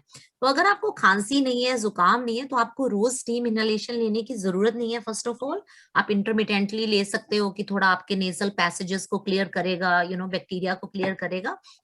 और अगर आप स्टीम ले रहे हो रोज तो या इंटरमिटेंटली, आप उसको ढंग से क्लीन करिए। जो आपका स्टीमर है या जो ह्यूमिडिफायर है उसको ड्राई प्लेस में रखिए, ढंग से क्लीन करिए और आप उसमें उबला पानी डालिए। आप उसमें टैप वाटर मत डालिए, डिस्टिल्ड वाटर या उबला पानी डालिए। तो फिर डॉक्टर मैं स्टीम रोज ना लूं, क्योंकि ना मुझे अभी नहीं, बहुत दिन से ऐसे नाक में से थोड़ा सा ऐसा लगता है, स्टफी नोज लगता है, तो इसलिए सबने सजेस्ट किया था कि स्टीम लेने को। मैंने ईएनटी वगैरह से कंसल्ट किया था तो उन्होंने बोला था स्टीम लेने को। तो आपको स्टफी नोज लगता है, आप स्टीम रोज ले सकते हैं, लेकिन जैसे मैंने आपको बताया कि आप उसको ढंग से क्लीन करके लीजिए। ओके, तो जिंक लेना बंद कर दो, है ना? आपको रोज जिंक लेने की जरूरत नहीं है। Okay, thank you doctor. Very welcome, take care. तो हम जैसा हम बता रहे हैं कि नेक्स्ट हम 15 मिनट्स है मैक्सिमम करके, डॉक्टर साहब से फिर डॉक्टर अलाउज। तो और कोई पूछना चाहेंगे तो प्लीज अपना हैंड रेज कर लीजिए ताकि हमें मालूम पड़े। Hello doctor. हाँ जी बोलिए। Hello doctor. हाँ जी बोलिए। मेरा एक क्वेश्चन था मैम कि जैसे मेरे नाक है ना, तो यहाँ पे मतलब एलर्जी टाइप की होती है, अंदर ना कुछ दाना ना फुंसी है, खुजली होती है मतलब नाक में। मतलब जैसे कभी खाना खाने बैठ जाए तो यहाँ पे दोनों साइड मतलब अंदर को ना खुजली होती है, मतलब भयंकर तरीके से होती है। तो इसका कुछ ट्रीटमेंट है? वो एलर्जी की वजह से भी हो सकती है। हम यहाँ पे जल्दी दवाइयाँ नहीं देते हैं, छोटी छोटी चीज के लिए हम यहाँ पे दवाइयों बाकी लोग अपना को म्यूट रखें। हर दवाई का साइड कि आप थोड़ा स्टीम ले सकते हैं, लेकिन स्टीम को क्लीन करके, जैसे मैंने अभी दूसरे कॉलर को बताया। और बाकी अगर आपको एक नेजल सेलिन आता है तो अगर आप एलोवेरा के साथ भी आता है, अगर इंडिया में ऐसा वो लगा सकते हैं, उससे थोड़ा आपको आराम मिलेगा लोकल इरिटेशन। मतलब कभी कभार होता है, मतलब हर समय नहीं। हाँ। कभी कभार हो जाता है ये। कभी आप लगा सकते हैं। एक आयर जेल करके आता है यूएस में, और इंडिया में हो सकता है कि और नाम से आता है, उसमें एलो नेजल सेलिन होता है, तो वो आपको थोड़ा हाइड्रेट रखेगा। अच्छा, nasal clean. Priyanka Verma, thank you ma'am, thank you. Nasal saline. ठीक, प्रियंका वर्मा। प्रियंका आप आए लाइन पे? अनुपम। Hello sir. सर नमस्ते सर। हाँ जी सर नमस्ते मैम। नमस्ते मैम, मेरा नाम अनुपम होगा मैम, और मैम मेरा 26 एज है मैम। मैं फर्स्ट टाइम कोविड हुआ था मैम, मैं 26 अप्रैल को, और फिर मैं 23-24 दिन के बाद फिर मैंने टेस्ट करवाया और मैं कोविड पॉजिटिव ही आया। बट मैम स्टार्टिंग से ही मैम ये सिम्टोमेटिक मेरे को मैम ऐसा कोई सिम्टम भी नहीं है। मेरा ऑक्सीजन लेवल भी मैम 97-98 रहता है, फिर फीवर भी नहीं रहता है मुझे, मतलब मैं नॉर्मल हूँ। बट मैं क्वारंटाइन हूँ इतने दिन से, तो मैं ये पूछ रहा था कि मैम क्या ये जो वायरस है अभी भी क्या स्प्रेड करेगा या मेरे से, या फिर मैं मतलब ऑफिस ज्वाइन कर सकता हूँ, या फिर मुझे मेरे से अभी वायरस स्प्रेड करेगा कि नहीं? आपने बहुत अच्छा क्वेश्चन पूछा मुझसे। तो आप अभी भी, पहले तो आपके 2 क्वेश्चंस है ना, आप अभी भी पॉजिटिव हो तो उसमें आपको चिंता करने की कोई जरूरत नहीं है। यहाँ पे यूएस में स्पेशली हमने देखा कि जब हम टेस्ट कर रहे थे, कभी कभी हमें करना पड़ा, हम वैसे हम रिकमेंड नहीं करते रिपीट टेस्ट, लेकिन कभी हमें किसी वजह से अगर करना पड़ रहा था, अगर किसी को नर्सिंग होम में जाना है या कुछ रिक्वायरमेंट्स है, तो हफ्तों तक भी कोविड पॉजिटिव टेस्ट आ रहा था। तो इसका मतलब ये नहीं है कि आप में एक्टिव इन्फेक्शन है, इसका मतलब ये है कि जो कोविड टेस्ट करता है तो अभी भी जो वायरस है वो किसी फॉर्म में आपकी बॉडी में है, या एंटीबॉडीज अभी बनी नहीं है। एज फार एज कि आप ऑफिस जा सकते हो, तो हमारी जो सीडीसी की गाइडलाइंस हैं यूएस में, वो ये है कि आप 10 दिन तक अपने आप को सेल्फ क्वारंटाइन करते हो। 10 दिन फ्रॉम द डे जिस दिन आपके सिम्टम्स शुरू हुए, या फिर जिस दिन आपका टेस्ट पॉजिटिव हुआ, जो भी पहले आया, तो सिर्फ 10 दिन के लिए आपको क्वारंटीन करना है अपने आप को। 10 दिन बाद आप अपना भी है क्वारंटीन से बाहर निकल सकते हो, एज लॉन्ग एज आपको सिम्टम्स जो आपके बढ़ नहीं रहे, या एज लॉन्ग एज आपको फीवर नहीं हो रहा, जो कि आपके आपको कुछ भी ऐसा नहीं है, आप तो बिल्कुल एसिम्प्टोमेटिक, और आपको तो कितने दिन हो गए हैं, 10 दिन से बहुत ज्यादा हो गए हैं मैम 28 डेज हो गया मैम आज के डेट में। हाँ जी, तो मेरे हिसाब से आपके चांसेस स्प्रेड करने के बहुत बहुत कम है। हम 100% नहीं कह सकते कि बिल्कुल नहीं आप स्प्रेड कर सकते, लेकिन चांसेस बहुत बहुत कम है। तो CDC गाइडलाइंस के हिसाब से आप अपने ऑफिस जा सकते हो, लेकिन हम ये भी कहेंगे कि अपना प्रिकॉशंस तो आपको लेने ही पड़ेंगे, आपके लिए भी और आपके अदर कलीग्स के लिए भी। तो अपना मास्क पहनिए, अपना हैंड हाइजीन रखिए और अपनी प्रॉपर डाइट और न्यूट्रिशन रखिए। Okay ma'am thank you ma'am. Very welcome. तो जैसा हम आज बात कर रहे हैं कि आज के सेशन में हमारे साथ डॉक्टर शिखा धूमरा हैं। शिखा जी ने बहुत अच्छा वोकैबुलरी इज वेरी गुड, जितना क्लैरिटी से उन्होंने आपको एक्सप्लेन किया है, शी इज रियली एडमायरेबल। तो आप सब सुन रहे हैं, और अब हम कोई इंपॉर्टेंट क्वेश्चंस हैं तो, नहीं तो हम लोग लास्ट के 10 मिनट्स खाली कुछ सोशल एक्टिविस्ट उनसे बात करेंगे एक जनरल इंफॉर्मेशन के लिए। बंसल सर कुछ पूछना चाह रहा हूँ। हाँ बोलिए राजेश कुमार, बोलिए। हाँ बोलिए। हाँ मैं सर लास्ट ईयर अगस्त में मेरे को कोविड हुआ था। हाँ जी। लास्ट में कोविड हुआ था, तो कोविड के बाद मैं रिकवरी कर गया। न मुझे खांसी थी, बुखार थी, लेकिन उसके बाद मुझे हाइपरटेंशन की प्रॉब्लम हो गई। हाइपरटेंशन में मैं ट्रीटमेंट कराया यहाँ के लोकल डॉक्टर से, तो बहुत हाई दवा दिया, लेकिन मेरी हाइपरटेंशन कंट्रोल नहीं हुई। फिर दुर्गापुर में एक हॉस्पिटल है IQ मेडिकल कॉलेज, वहाँ एक डॉक्टर है कार्डियोलॉजिस्ट जयंतो पाल, उससे मैंने ट्रीटमेंट कराया। तो उन्होंने मेरे को 3 दवा दी ब्लड प्रेशर की। एक दवा एम्लोडिपिन हाइड्रोक्लोराइड 5 mg की मैं सुबह खाता हूँ। एक दवा जो है केल्मिशाटन 40 mg और एम्लोडिपिन 5 mg फिर मैं शाम में खाता हूँ, रात में खाना खाने के बाद। और एक रात में मेरे को दवा दी है mini star 2.5, Minipress XL 2.5, Pfizer company की है। वो दवा मैं खा रहा हूँ, लेकिन बीपी मेरी अभी भी कंट्रोल नहीं रहती सर। हेलो। हाँ जी, तो अगर आप दवाइयों में हो, इसका मतलब का बीपी कंट्रोल नहीं था। तो दवाइयाँ इंपॉर्टेंट है बीपी के लिए, लेकिन उसके साथ साथ डाइट भी बहुत ज्यादा इंपॉर्टेंट है। आपको नमक बहुत कम खाना है, अगर हो सके तो 2 ग्राम सोडियम से कम नमक, और अपनी डाइट में जो आप भुना खाना, कार्बोहाइड्रेट्स, ये सब कम खाइए। एक्सरसाइज करिए, ये दोनों चीजें बहुत बहुत इंपॉर्टेंट है। कई पेशेंट्स का डाइट और एक्सरसाइज से ही बीपी ट्रीट हो जाता है। तो अपना वेट गोल बनाइए कि मुझे धीरे धीरे कैसे अपना वेट लूज करना है, ठीक है ना। तो वो सब बहुत इंपॉर्टेंट है। और आजकल बहुत ज्यादा ये आफ्टर कोविड है, तो मैं नेक्स्ट कॉल कोविड डॉक्टर मेरा वेट जो है 10 kg लूज हुआ था। मेरी हाइट अभी 5.6 है और एज मेरी 46 है। मेरा वेट 70 to 73 kg है। और एक्सरसाइज योगा में करता हूँ और शाम को वॉकिंग भी करता हूँ 30 से 40 मिनट। और जो डॉक्टर मेरा ट्रीटमेंट किया था दुर्गापुर में, तो उन्होंने एंजियोग्राफी भी की थी मेरी, और एंजियोग्राफी करके बोला आपको कोई प्रॉब्लम नहीं है हार्ट में, लेकिन टेंशन के वजह से आपकी बीपी बढ़ी हुई है, आप टेंशन कम कर दीजिए, आपकी बीपी कंट्रोल हो जाएगी। हाँ जी, तो वो भी बहुत इंपॉर्टेंट है। जो स्ट्रेसर्स हैं, अगर आप उनको कम कर सके, आप योगा कर रहे हो बहुत अच्छी बात है, वॉक कर रहे हो बहुत अच्छी बात है, मेडिटेशन आप कर सकते हो, बड़ी सारी मेडिटेशन एप्स हैं जो आपको रिलैक्स करेंगे बीपी में। आजकल मैं थोड़ा जल्दी बोलूंगी ताकि मैं बाकी कोविड रिलेटेड क्वेश्चन ले सकूं। आज बहुत ज्यादा इंपॉर्टेंट रोल है इंटरमिटेंट फास्टिंग का। आप ऑनलाइन पढ़ सकते हैं। अगर आप अपना जो खाना है, आप उसको लास्ट मील जो आपका है वो आपको शाम को कीजिए। इंडिया में जो आदत है ना, हम 10 बजे 11 बजे खाना खाते हैं। मैं नहीं कहती कि आप ऐसा कर रहे हो, बट ओवरऑल जनरल ये हम होता है कि हम बहुत लेट खाना खाते हैं, सो जाते हैं, तो वो आदत बहुत खराब है। तो इंटरमिटेंट फास्टिंग का बहुत इंपॉर्टेंट रोल है आपका हाइपरटेंशन कम करने में, डायबिटीज कम करने में। तो आप ऐसा करिए, अगर हो सके तो आप अपना जो इवनिंग का खाना है 5-6 बजे खाइए, उसके बाद कुछ मत खाइए, नेक्स्ट दिन 7-8 बजे। तो अगर आप ये 14 से 16 घंटे का गैप डाल सको अपने नाइट मील में और मॉर्निंग ब्रेकफास्ट में, तो वो आपको फायदा करेगा। और ये सारी चीजें एकदम नहीं एक्ट करेंगी कि अरे आज मैंने किया तो हो गया, इसको टाइम लगेगा। It will take weeks to months, ठीक है। और आप हो सकता है धीरे धीरे आपकी दवाइयां भी कम हो जाए। मेडिटेशन करिए, रिलैक्स करिए। नमक आपको नहीं खाना है। बहुत सारी बाहर के जो हम खाने खाते हैं उसमें नमक बहुत होता है। हमें लगता है हम नमक बहुत कम कर दिया हूँ मैडम मैंने। हाँ जी, जब से मेरे हाइपरटेंशन हुई है नमक में। और अभी जो नमक खाता हूँ, एक सेंधा नमक आता है इंडिया में, शायद आप जानते होंगे, आप भी नमक ही है। नमक ही है। सेंधा नमक में केमिकल्स कम होते हैं, लेकिन नमक ही है। तो आप नमक कम खाइए और अपना डाइट और जो आप कर रहे हो उसको थोड़ा और करिए। आप ऑनलाइन जाके अपना वेट और हाइट डाल के अपना BMI कैलकुलेट कर सकते हो, तो उससे पता चल जाएगा कि आपको कितना वेट लूज करना है, आप कौन से BMI में हो। ठीक है, तो आप ऑनलाइन जाके आप किसी भी करिए तो आप वेट और हाइट डालेंगे तो आपका BMI आ जाएगा।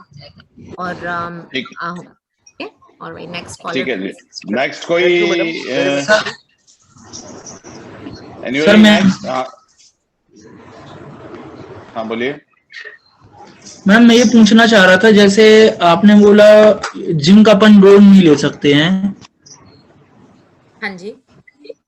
तो मैडम मेरा ये कहना था कि जैसे अपन इम्यूनिटी के लिए कौन कौन सी दवाई ले सकते हैं?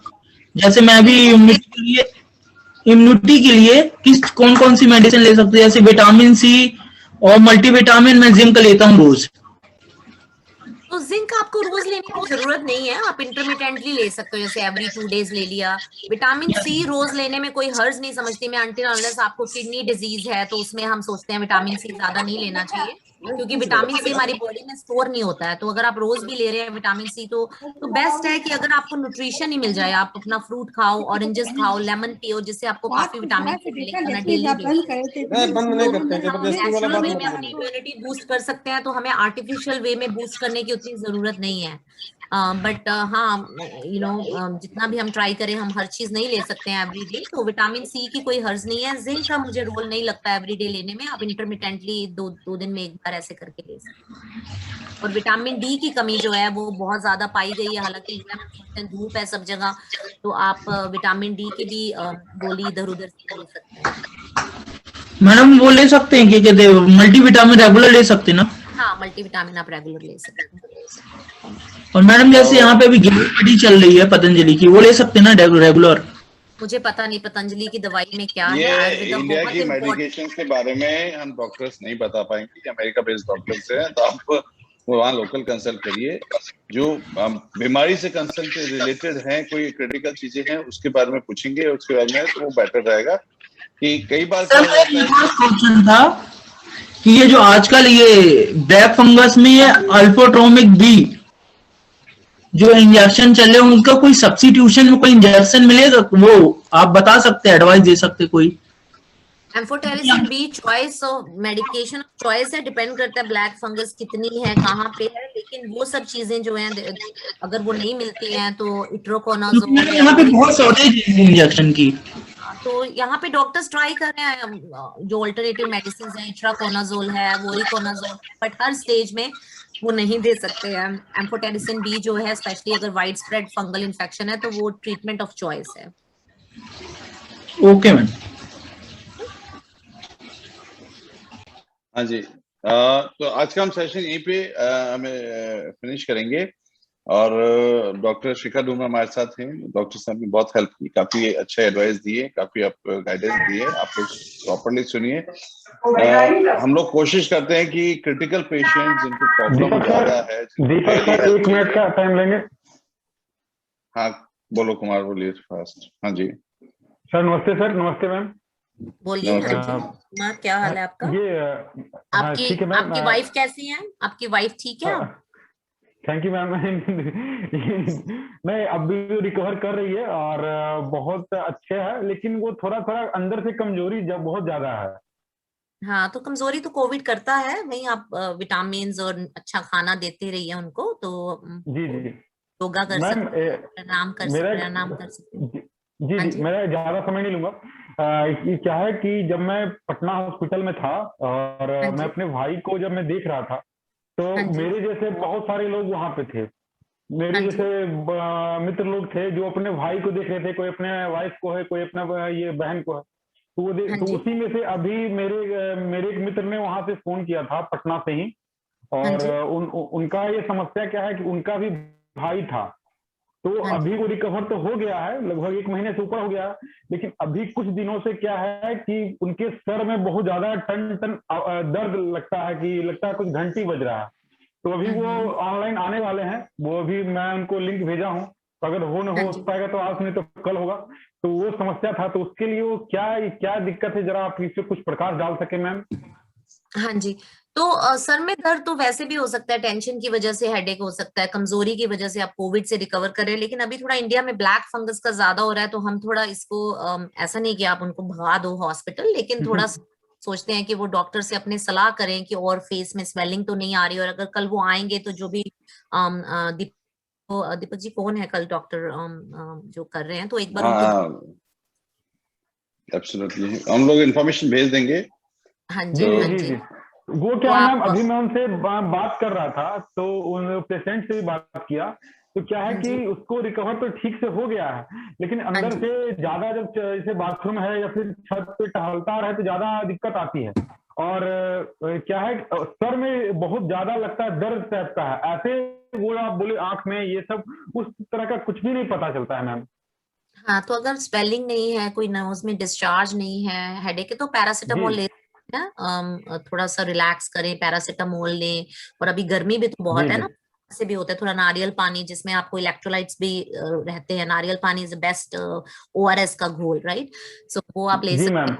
हाँ, थोड़ा रेस्ट करें, अगर उनसे उनको नहीं ठीक होता और हेडेक बहुत सीवियर होता है या और कोई साइंस होते हैं, तब उनको अपने डॉक्टर से फिर सलाह करनी चाहिए थोड़ा सा, क्योंकि वो हॉस्पिटलाइज्ड हुए हैं, तो थोड़ा सा ब्लैक का थोड़ा सा ध्यान रखना चाहिए, ये नहीं कि घबरा जाना चाहिए, क्योंकि और उनको कोई साइंस नहीं है।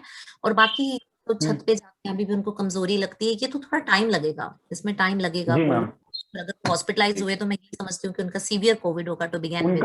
उनका लगभग उनको भी रेमडेसिविर का 6 डॉक्टर बोले थे, लेकिन उनको भी 4 ही पड़ा, 4 ही दिया गया था, विच इज फाइन। यहाँ पे हम 5 दिन का कोर्स करते हैं, 6 दिन तो कोई होता नहीं है, सो दैट इज फाइन।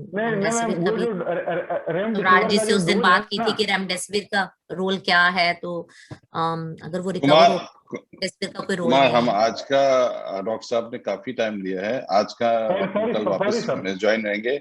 नहीं, थैंक यू सो मच। हम लोग डॉक्टर्स काफी हम लोग इस तरह से आज भगवान की तरह दिखते हैं, रियली गॉड। मैं नहीं हम कुछ नहीं बोल रहा हूँ, रियल गॉड मैं बता रहा हूँ, पैसे देकर भी ये सुविधा मैं नहीं ले सकता हूँ। मैं अगर फीस भी किसी को दूंगा 100, 200, 500, 1000 रुपया, फिर भी इस तरह का अवेलेबल नहीं है इंडिया में, और है भी तो हम लोग के बहुत पहुंच से बाहर का चीज है। आप लोग जो कर रहे हैं उसके लिए हृदय से धन्यवाद मैं देता हूँ, साष्टांग दंडवत प्रणाम करता हूँ आप लोग को। नहीं, हम तो यहाँ दूर बैठ के खाली सलाह दे रहे हैं, आप लोग जो वहाँ बैठे हैं सब फेस कर रहे हैं और यू नो अच्छा कर रहे हैं, तो आपको धन्यवाद, और दीपक जी को धन्यवाद, हम अपना टाइम देते हैं, दीपक जी ये सब ऑर्गेनाइज कर रहे हैं,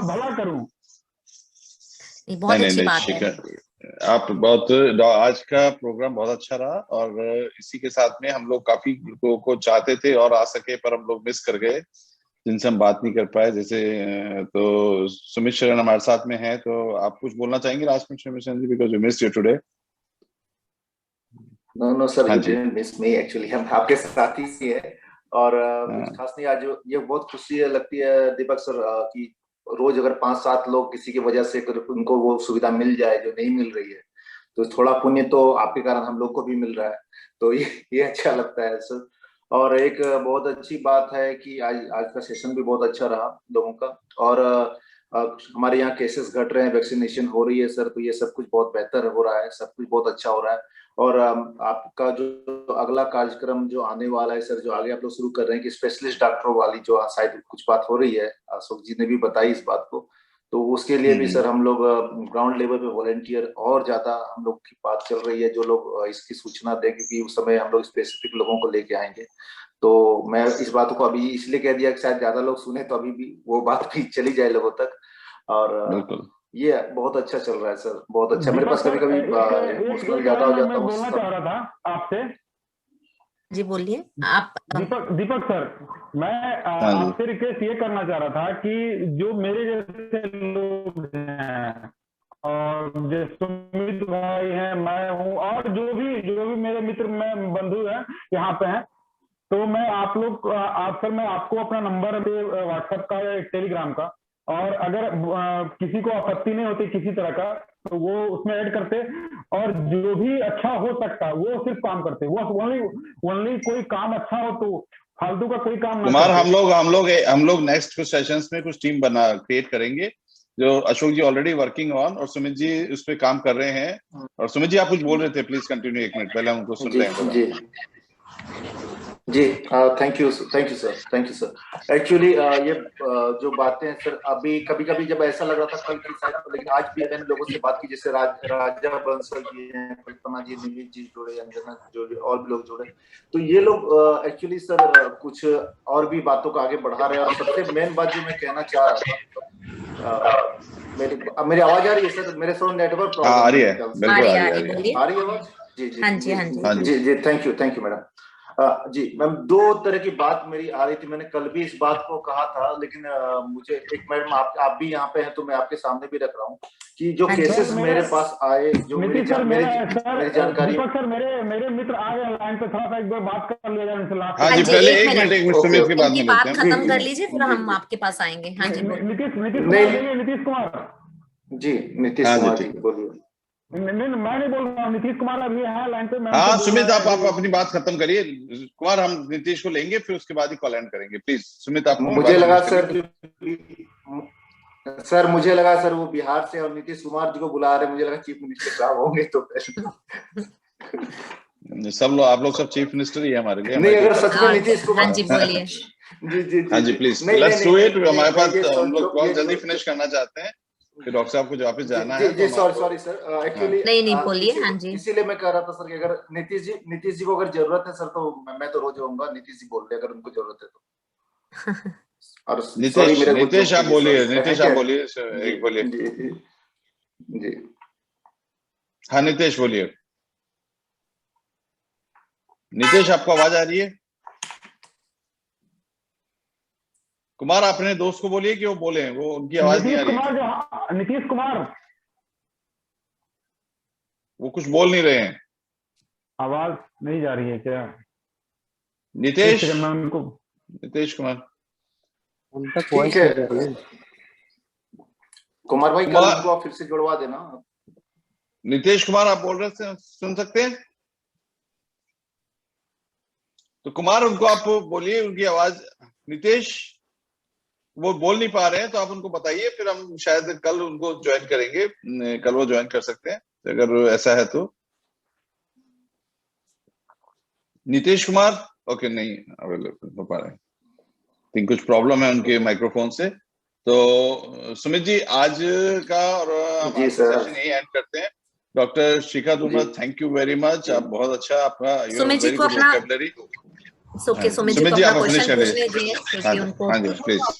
जी मैम, एक छोटी सी बात थी, अब मैं उसको कल बोल दूंगा मैडम, लेकिन एक छोटी सी बात फिर भी मैं आपके दिमाग में डाल देना चाहता हूँ, और दीपक सर के भी, कि एक आप लोग यूएस में रहते हैं मैम, वहाँ पे शोध बहुत ज्यादा होते हैं, लोग वहाँ पे बहुत ज्यादा एक्सपेरिमेंट भी करते हैं। तो एक चीज जरूर वो लोग करें इंडिया के बारे में, और मैं उस पर जितनी हो सके हेल्प भी करूंगा अगर आप लोग चाहें तो, कि जो केसेस हुए हैं वो हमेशा उन्हीं घरों में ज्यादा हुए जो सो कॉल्ड इंडिया में डेवलपिंग है या डेवलप्ड है। जिनको ट्राइबल माना गया वहाँ केसेस बहुत कम हुए मैम। ऐसा नहीं था कि वो लोग संपर्क में नहीं आ रहे थे। तो ये क्यों हुआ मैडम, ये शोध का विषय हो सकता है, अगर जो बिल्कुल। हाँ जी बिल्कुल, उनकी बॉडी में ऐसी क्या थी। नहीं बिल्कुल, इसके बहुत सारे रीजंस हैं। इनफैक्ट दीपक जी इस बात को सहमत होंगे कि यूएस में भी जहाँ केसेस हुए ना, न्यूयॉर्क बहुत ज्यादा केसेस हुए, जबकि न्यूयॉर्क तो डेवलप्ड है, best city of the world है, राइट। तो बहुत सारी चीजें हैं। एक तो क्या, जो बड़े शहरों में लोग हैं वो अपार्टमेंट्स में रहते हैं, तो आप उतनी पूरी नहीं बना सकते, उतनी खुली हवा नहीं होती है, पोल्यूशन ज्यादा होता है। जबकि जो विलेजेस में लोग हैं या ट्राइबल एरियाज में लोग हैं वो दूर दूर रहते हैं, तो पहली जो हवा पानी ऑक्सीजन जो होती है वो खुली हवा पानी होती है। और दूसरा जो पॉपुलेशन डेंसिटी है ना, कि तुम इतने आसपास रहते हो तो तुम्हारी वो सोशल डिस्टेंसिंग नहीं हो पाती है, और number of hospitals to number of patients जो हैं वो भी उतने नहीं हो पाते हैं। हालांकि इंडिया में वो ट्रू नहीं है, क्योंकि रूरल एरियाज में कम हॉस्पिटल्स होते हैं। दूसरा मैं समझूंगी कि जो हमारी डाइट और एक्टिविटी, अब आप डायबिटीज ले लो, अब आप हाई ब्लड प्रेशर ले लो, अब आप ओबेसिटी ले लो, वो शहरों में ज्यादा पाई जाती है ना। हमने पिज्जा ऑर्डर किया, खा लिया, घर में बैठ गए, छोटा सा घर है, चले फिरे नहीं। अब गांव में जो लोग हैं वो बहुत कड़ी मेहनत करते हैं, जॉब करते हैं, वो लोग कड़ी मेहनत करते हैं। तो ये सब भी जो फैक्टर्स हैं, जो डाइट है, एक्सरसाइज है, ये सब भी रोल प्ले करते हैं। इसके अलावा शिखा जी, इंडिया में जो एक एनवायरनमेंट में जो पॉल्यूशन है ना, आई थिंक वो भी एक काफी बड़ा फैक्टर है कि जो हाँ नीतीश आप सुन रहे हैं, बोल पा रहे हैं नीतीश? जी सर। हाँ बोलो। Yes sir. हाँ बोलिए सर मैं पोस्ट कोविड का पेशेंट हूँ सर। एक महीने हो गए हैं। ये राइट तरफ सर में थोड़ा सा पेन हो रहा था सर लास्ट 5 डेज से। हाँ जी, तो कई बार वैसे भी हो जाता है, आप अदरवाइज तो ठीक लग रहे हो, तो कोई आपके फेस वगैरह में स्वेलिंग नहीं है। तो मैं आपके दोस्त को यही बोल रही थी कि कई बार वैसे भी हो जाता है, इंडिया में गर्मी बहुत ज्यादा है और आपको कोविड हुआ है, थोड़ा बॉडी में कमजोरी हो सकती है, स्ट्रेस हो सकता है। अगर आपको कोई विजन में प्रॉब्लम नहीं है, फेस में कोई स्वेलिंग नहीं है, नाक में कोई डिस्चार्ज नहीं हो रहा है या कोई ऐसा ब्लैक स्पॉट नहीं है, आपको चिंता करने की जरूरत नहीं है। आप अपना अच्छा खाना खाइए, सोइए ढंग से, स्लीप लीजिए, थोड़ा आप मेडिटेशन योगा कर सकते हैं, बॉडी को रिलैक्स करने के लिए पैरासिटामोल ले सकते हैं आप अपना, जब सर दर्द हो। तो अभी आपको कोई चिंता करने की ऐसी जरूरत नहीं है। आप कोकोनट वाटर पी सकते हैं जिसमें आपको बॉडी में इलेक्ट्रोलाइट्स मिलेंगे, क्योंकि इंडिया में अभी, बिहार में तो गर्मी भी बहुत है ना। तो अगर ये आपका बढ़ता है या लगता है फेस में सूजन हो रही है या आंख में कोई प्रॉब्लम हो रही है, तब आपको तुरंत डॉक्टर की सलाह लेनी चाहिए, क्योंकि थोड़ा सा ब्लैक फंगस का आजकल हो रहा है। बट आपको देख के मुझे ऐसा नहीं लग रहा यहाँ बैठ के, जितना मैं देख पा रही हूँ, कि आपको कोई ऐसी प्रॉब्लम या चिंता करने की जरूरत है। रिलैक्स करिए, सबसे बड़ी इंपॉर्टेंट चीज वो है। आप रिकवर हो गया, you are a warrior, so you did really good, and just continue that good journey. Okay, तो thank you everybody, thank you very much. आज का सेशन काफी हमने, शिखा जी ने काफी टाइम दिया है। डॉक्टर शिखा वेरी वेरी वेरी थैंकफुल। हम चाहेंगे आप वापस आए, क्योंकि आप बहुत अच्छा रहा सेशन। हम लोग का यही उद्देश्य पूरा हुआ कि अगर दूसरे तक हम रितेश, हम आज का कॉल फिनिश करेंगे। कोई आई थिंक कोई कल तो प्लीज आप कंटिन्यू रखेंगे तो बेटर रहेगा। तो क्योंकि और कोई है तो आप, हाँ बोलिए। एक पॉइंट मैं सर बोलना चाहूंगा कि एक कुमार जी ने बात कही कि इंडिया में ये फैसिलिटीज आप 1000 बार उसको देख के भी नहीं, तो मैं एग्री करता हूँ इससे। और थैंक यू वेरी मच, क्योंकि मैं भी एक मेडिकल स्टूडेंट हूँ और ये चीजें बहुत इंस्पायर करती है डॉक्टर बनने के लिए, क्योंकि इंडिया में अभी भी वो चीजें नहीं है जो लोग पैसे दे के भी नहीं अफोर्ड कर पा रहे। मैं ऐसा नहीं कहूंगी, इंडिया डॉक्टर्स भी हैं, मेरे दोस्त लोग हैं, काफी अच्छा काम कर रहे हैं अपनी तरफ से, जागरूकता भी पैदा कर रहे हैं, पेशेंट्स भी देख रहे हैं। But I can understand, India में एक डॉक्टर के पास बहुत सारे मरीज होते हैं, नंबर ऑफ पेशेंट्स बहुत है। हाँ जी, तो वो भी जो चीज है। बट हाँ, और एवरीबडी डिफरेंट होता है, हर डॉक्टर डिफरेंट होता है। थोड़ा सा मैं ये भी कहूंगी कि नेचुरली डॉक्टर्स को भी थोड़ा सा इंडिया में और रिस्पेक्टफुल और एम्पैथेटिक होने की जरूरत है अपने पेशेंट्स के प्रति। लेकिन जो हम इधर उधर ये मैं इस प्रोग्राम के जरिए मैं ये भी बोलूंगी कि जो हम ये भी इंसिडेंट्स देखते हैं कि जी आए डॉक्टर को पीट के चले गए क्योंकि डॉक्टर वहां पे है। डॉक्टर का कोई कसूर नहीं है ना, कि अगर ऑक्सीजन सिलेंडर नहीं है तो एक जो डॉक्टर वहां पे फील्ड में है उसका कोई कसूर नहीं है। तो वो सब चीजें जो है ना, जो पेशेंट डॉक्टर रिलेशनशिप के लिए अच्छी नहीं है। तो डॉक्टर्स को भी थोड़ा सा प्रॉब्लम है। हाँ जी, दोनों तरफ से प्रॉब्लम्स हैं। और थोड़ा सा ये जो पॉपुलेशन डेंसिटी, अगर अब मुझे भी अभी आज 50 पेशेंट देखने पड़े तो मैं उतना टाइम नहीं दे पाऊंगी। तो प्रॉब्लम फील्ड में प्रॉब्लम्स हैं, तो हम किसी एक बंदे को इसका कसूरवार नहीं ठहरा सकते। डॉक्टर्स भी इंडिया में बहुत अच्छा काम कर रहे हैं अपनी जान जोखिम में डाल के, और मरीज भी जो है, पॉपुलेशन है, सिविलियंस है, वो भी अपनी तरफ से बहुत अच्छा काम कर रहे हैं। तो बस हमें मिलजुल के रहना है, क्योंकि अगर हम जब डिवाइड हो जाएंगे तो फिर हमारा ये काम नहीं चलेगा। हम सबको मिलजुल के रहना, एक दूसरे की हेल्प करनी है और अपने आप को सेफ रखना है। बिल्कुल सही बात कही, बिल्कुल बहुत अच्छी बात कही डॉक्टर साहब ने। तो जैसा ये जो जनरल फिनोमिना है, देखिए आप इंडिया में 138 करोड़ की पॉपुलेशन है, परसेंटेज वाइज डॉक्टर्स बहुत कम है। तो ये स्ट्रेस तो आना ही है। अगर इतने पेशेंट्स होंगे तो स्ट्रेस मोड्स हो सकते हैं, कोई बड़ी बात नहीं है। हर सिस्टम में कहीं ना कहीं फेलियर होता है, कोई नई चीज नहीं है। अमेरिका में भी लास्ट ईयर फेलियर हुआ था और यहाँ पे death rate unprecedented death rate थी। तो ये सब चीजें यहाँ भी हो सकती है, अमेरिका में भी हो सकती है, जहाँ पे पॉपुलेशन कम है, वर्ल्ड का बेस्ट सिस्टम है, सब कुछ है तो भी, और तो इंडिया में भी हो सकती है, कोई नई बात नहीं है। पर हम लोग को व्हाट वी कैन डू, इस सब सिस्टम के दौर में हम क्या हेल्प कर सकते हैं, अपनी तरफ से क्या कर सकते हैं, वही हमारे को देखना है। और वही है, वो कोशिश हमारी जारी है नमस्ते डॉक्टर के थ्रू। और शिखा जी जैसे डॉक्टर्स हमारे साथ रेगुलर जुड़ते हैं और रेगुलर हमारे को आप लोगों की हेल्प करते हैं, आप लोगों को गाइडेंस देते हैं, और आप शायद उन गाइडेंस को यूज कर सकते हैं, जल्दी ठीक हो सकते हैं। हाँ हितेश। सर जी, मैं ये कह रहा था कि यहाँ से बहुत सारे जो अभी नए केसेस में मतलब जो है ठीक होके आए ना, तो उनके सर जॉइंट पेन हो रहा है। मैम, डॉक्टर मैम से मैं पूछना चाहता सर कि जॉइंट पेन एक्चुअली बहुत ज्यादा हो रहे हैं। तो मेरे जो प्रकाश भाई सिंधी है, उनके जो मदर के भी जॉइंट पेन थे और काफी ज्यादा बढ़ गए थे। हाँ जी, तो एज सच अगर ओवरऑल जनरलाइज्ड पेन है, मसल एक्स हैं, ये सब कोविड के बाद हो सकते हैं और इसको काफी टाइम लग सकता है। तो उसमें तो यही है कि अब कभी कभी विटामिन डेफिशिएंसीज हो जाती हैं, जैसे विटामिन डी डेफिशिएंसी हो गई तो मल्टीविटामिन, विटामिन डी खा सकते हैं, अच्छा खाना खा सकते हैं, पैरासिटामोल ले सकते हैं। तो ये जो मसल्स एक्स हैं, जॉइंट पेन है, काफी काफी स्पेशली जो थोड़े एजड लोग हैं या जिनको रिस्क फैक्टर्स हैं, काफी हफ्तों तक, महीनों तक भी रह सकते हैं। लेकिन अगर किसी एक पर्टिकुलर जॉइंट में सूजन है, जैसे नीज में सूजन है या घुटने में सूजन है या फिर किसी पर्टिकुलर जॉइंट में, तब आपको एक डॉक्टर से बात करनी पड़ेगी। कई बार यूरिक एसिड बढ़ जाता है किसी रीजन से, और इन्फेक्शन से स्पेशली, तो गाउट वगैरह की प्रॉब्लम हो सकती है। बट अदरवाइज जनरलाइज मसल एक जॉइंट पेन आई अंडरस्टैंड की दिक्कत करता है, पर ये काफी टाइम तक रह सकता है। तो इसका सिम्टोमेटिक इलाज कर सकते हैं, पैरासिटामोल खा ली, थोड़ा सा अपना न्यूट्रिशन जो विटामिन वगैरह है वो खा लिए। जी मैम।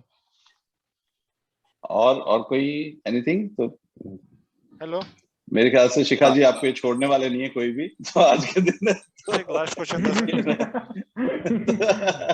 बताइए, हम बोलो 2 मिनट और लेते हैं, 2 मिनट और जिन हेलो मैम। लोगों। हाँ जी, बोलो। हाँ मैम, मेरी एक प्रॉब्लम है मैम कि मेरे नोज में डेविएटेड नेजल सेप्टम है, तो इसके ऑपरेशन के लिए मैं एम्स में गया था। तो जब मैं वहाँ पे ऑपरेशन थिएटर में गया तो मेरे हार्ट रेट और heart beat, blood pressure control नहीं होता है। मतलब कितना भी सेडेटिव दिया जाए वो कंट्रोल नहीं होता, अनकंट्रोल्ड होता है। लेकिन रूम के बाहर जाने से वो फिर कंट्रोल हो जाता है। तो दूसरी बार फिर उन्होंने ट्राई किया ब्लड प्रेशर की डबल दवा देकर, फिर भी वो काम ही नहीं करता, मतलब कोई दवा ही नहीं काम करती। तो आपके पास इसका जवाब खुद है, आप एंग्शियस हो। अगर आप ब्लड प्रेशर की प्रॉब्लम नहीं है तो आपको ऑपरेशन थिएटर, इसको हम व्हाइट कोट हाइपरटेंशन कहते हैं, ये एक्चुअली हंसने की बात नहीं है, ये सही टर्म है। तो हमारे पास मरीज आते हैं जो जब हॉस्पिटल में आते हैं, ब्लड प्रेशर चेक करते हैं बहुत हाई होता है, या फिर क्लिनिक में आते हैं बहुत हाई होता है और पीछे उनका नहीं होता है, तो हम उसको एम्बुलेटरी ब्लड प्रेशर में रखते हैं कि घर में मल्टीपल टाइम्स उनका ब्लड प्रेशर जो है हम चेक करते हैं। तो लेकिन deviated nasal septum until unless आपको बहुत सीवियर है, आपको मल्टीपल, मैं ईएनटी डॉक्टर नहीं हूँ लेकिन जितना मेरा अंडरस्टैंडिंग है, अनटिल अनलेस आपको सीवियर प्रॉब्लम नहीं हो रही है कि आप सो नहीं पा रहे हो, आपका नेजल स्टफिनेस बहुत ज्यादा, आपको बार इन्फेक्शंस हो रही है, तो डेविएटेड नेजल सेप्टम कोई इमरजेंसी नहीं है। अभी वैसे भी कोविड चल रहा है तो आप हॉस्पिटल से स्टे अवे ही रहिए अभी तक ना, क्योंकि चाहे जितना मर्जी प्रिकॉशंस हो, आप जितना हॉस्पिटल में जाओगे, चीजें कराओगे, आपके इन्फेक्शन होने के चांसेस हैं। तो मैं तो यही कहूंगी कि अगर आपको ज्यादा दिक्कत नहीं कर रहा तो DNS is not an emergency operation. कोई भी चीज जो अभी इमरजेंट नहीं है, आप हॉस्पिटल से स्टे अवे। तो मैम इसका मतलब कैसे ठीक हो सकता है? मतलब इसकी कोई दवाई तो नहीं है, लेकिन इसके बचने के लिए क्या करना चाहिए? क्योंकि ये कुछ भी अगर इसके लिए तो आप हॉस्पिटल में तो आपको थोड़ा एंटी एंजाइटी मेडिकेशंस दे सकते हैं पहले ही। थोड़ा आप अपना माइंडसेट बनाइए कि अरे कोई बात नहीं, छोटा सा ऑपरेशन है, ठीक हो जाएगा। तो इसमें कोई एक मैजिकल दवाई नहीं है, ठीक हो सकता है। Okay, thank you, very welcome. तो anyone else? I think finally हम लोग इसको रैप अप कर सकते हैं। तो Shikha ji, will take a last comment from you कि जैसा हम रेगुलर करते हैं कि एक डॉक्टर्स कमेंट फ्रॉम का लास्ट रहता है कि you summarize the whole session and फिर उसके बाद हम कॉल एंड करेंगे। हाँ जी, तो मैं यही कहूंगी कि vaccination is very very important. जितने ज्यादा लोग जितने जल्दी वैक्सीनेट हो सके, उतना ही हम इस कोविड को जल्दी इसके ऊपर हम जीत सकते हैं।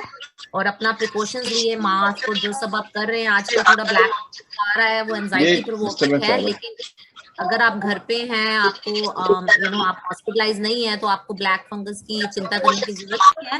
लेकिन अगर आप किसी कंस्ट्रक्शन साइट में जाते हैं, क्योंकि थोड़ा ब्लैक फंगस के केसेस बढ़ रहे हैं, तो अगर आप किसी कंस्ट्रक्शन साइट में जाते हैं तो थोड़ा मास्क पहन के रखिए, क्योंकि जो स्पोर्स हैं वो हवा में हो सकते हैं।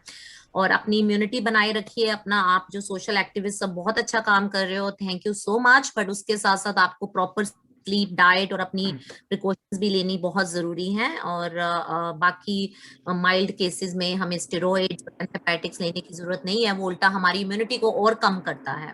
तो over use of antibiotics and steroids is a very big problem in India right now.